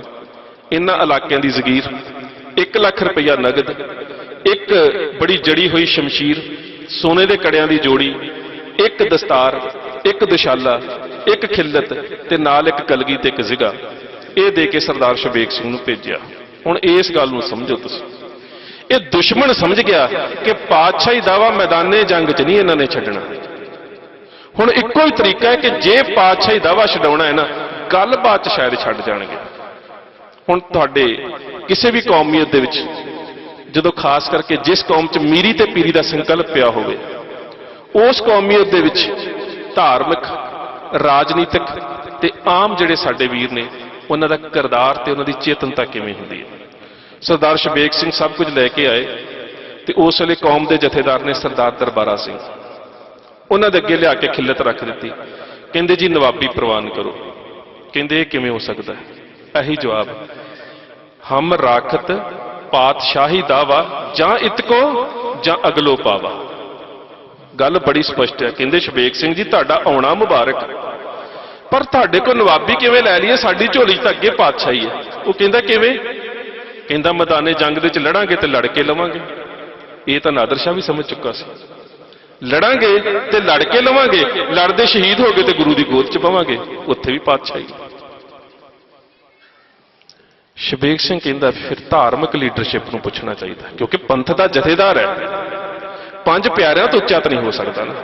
ਉਹ 5 ਪਿਆਰੇ ਸਾਡੇ ਅੱਜ ਵਰਗੇ ਨਹੀਂ ਸੀ ਵੀ ਕੋਈ ਰਾਜਨੀਤਿਕ ਲੀਡਰ ਆਵੇ ਤੇ ਦਰਬਾਰ ਸਾਹਿਬ ਦੀ ਹਜ਼ੂਰੀ 'ਚ ਸਾਡਾ ਗ੍ਰੰਥੀ ਸਿੰਘ ਖੜਾ ਹੋ ਜਾਵੇ। ਇੰਜ ਦੇ ਨਹੀਂ ਸੀ। ਬੜੇ ਕਿਰਦਾਰ ਵਾਲੇ, ਬਹੁਤ ਉੱਚੇ।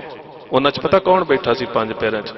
ਬਾਬਾ ਦੀਪ ਸਿੰਘ ਸ਼ਹੀਦ, ਸਰਦਾਰ ਕਰਮ ਸਿੰਘ, ਮਹਾਰਾਜਾ ਰਣਜੀਤ ਸਿੰਘ ਦਾ ਪੜਦਾਦਾ ਸਰਦਾਰ ਬੁੱਢਾ ਸਿੰਘ, ਸਰਦਾਰ ਹਰੀ ਸਿੰਘ ਤੇ ਸਰਦਾਰ ਜੱਸਾ ਸਿੰਘ।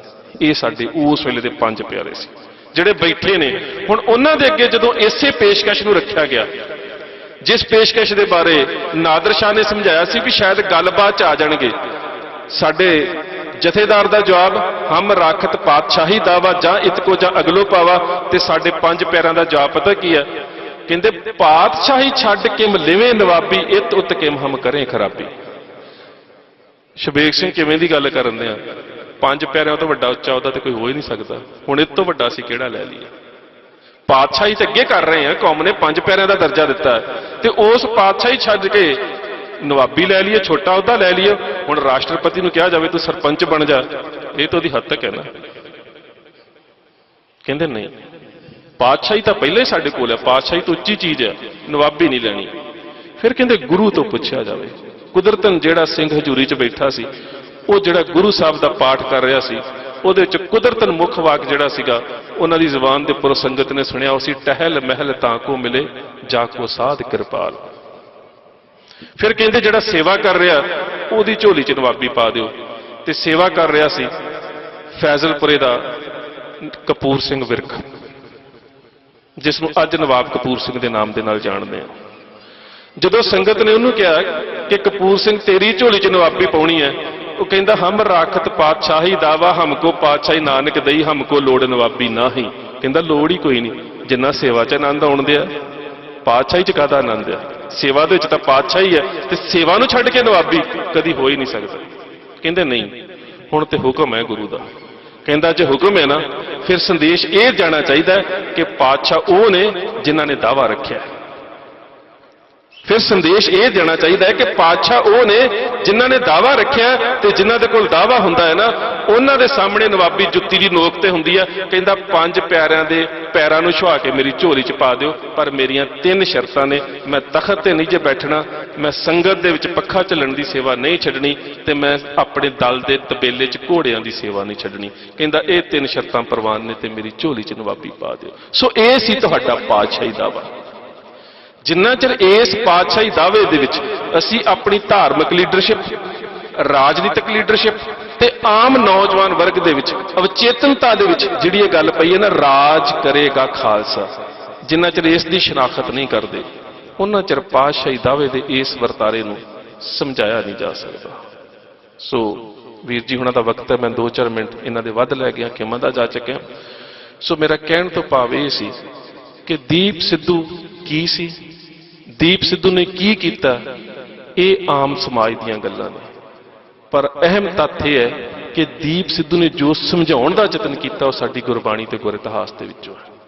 ਜਦੋਂ ਅਸੀਂ ਉਸ ਦੇ ਰੂਬਰੂ ਹੋ ਜਾਵਾਂਗੇ ਨਾ, ਤੇ ਸਾਡੇ ਸਾਰਿਆਂ ਦੇ ਵਿੱਚ ਦੀਪ ਸਿੱਧੂ ਵਰਗੀ ਚੇਤਨਤਾ ਹੀ ਜਨਮ ਲੈ ਸਕਦੀ ਹੈ। ਕਿਉਂਕਿ ਅੱਜ ਮੈਂ ਵੇਖਿਆ, ਅੱਜ ਦੇ ਸਮੇਂ ਦੇ ਵਿੱਚ ਨਾ, ਹੁਣ ਬਹੁਤ ਬੁਲਾਰੇ ਇਹ ਦੱਸਣ ਦੇ ਵਾਸਤੇ ਕਿ ਦੀਪ ਸਿੱਧੂ ਦੇ ਅਸੀਂ ਬਹੁਤ ਨੇੜੇ ਸੀ, ਬਹੁਤ ਵੱਡੇ ਵੱਡੇ ਝੂਠ ਵੀ ਬੋਲੀ ਜਾਂਦੇ। ਪਰ ਮੈਂ ਇੱਕ ਅੰਤਮ ਸੱਚ ਦੀ ਗੱਲ ਕਰਦਾ ਕਿ ਨਵਾਂ ਕੁਝ ਵੀ ਨਹੀਂ ਹੁੰਦਾ, ਸਾਹਿਬ ਮੇਰਾ ਨੀਤ ਨਵਾਂ ਹੈ।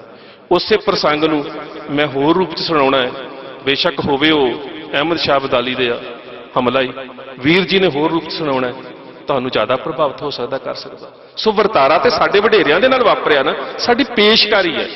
ਸੋ ਦੀਪ ਸਿੱਧੂ ਨੇ ਜੋ ਕੁਝ ਕੀਤਾ ਹੈ ਨਾ, ਜੋ ਕੁਝ ਸਾਡੇ ਇਤਿਹਾਸ 'ਚ ਪਿਆ ਸੀ, ਉਹਨੂੰ ਪੇਸ਼ ਕੀਤਾ, ਔਰ ਉਹਦੀ ਪੇਸ਼ਕਾਰੀ ਐਵੇਂ ਦੀ ਸੀ, ਤੁਹਾਡੇ ਮਨ ਨੂੰ ਟੁੰਬਿਆ। ਇਹਦਾ ਮਤਲਬ ਇਹ ਹੈ ਕਿ ਸਭ ਕੁਝ ਪਿਆ ਤੁਹਾਡੇ ਵਿਚੇਤਨ ਮਨ ਦੇ ਵਿੱਚ ਹੈ, ਗੱਲ ਤੇ ਸਮਝਣ ਦੀ ਹੈ ਕਿ ਤੁਸੀਂ ਸਮਝਣਾ ਕਿਸ ਤਰ੍ਹਾਂ। ਸੋ ਇੰਨੀਆਂ ਬੇਨਤੀਆਂ ਪ੍ਰਵਾਨ, ਫਤਿਹ ਦੀ ਸਾਂਝ ਸਤਿਕਾਰ ਸਹਿਤ ਆਖਣਾ ਜੀ।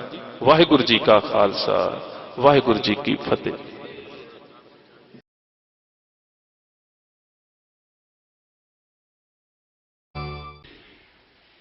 ਵਾਹਿਗੁਰੂ।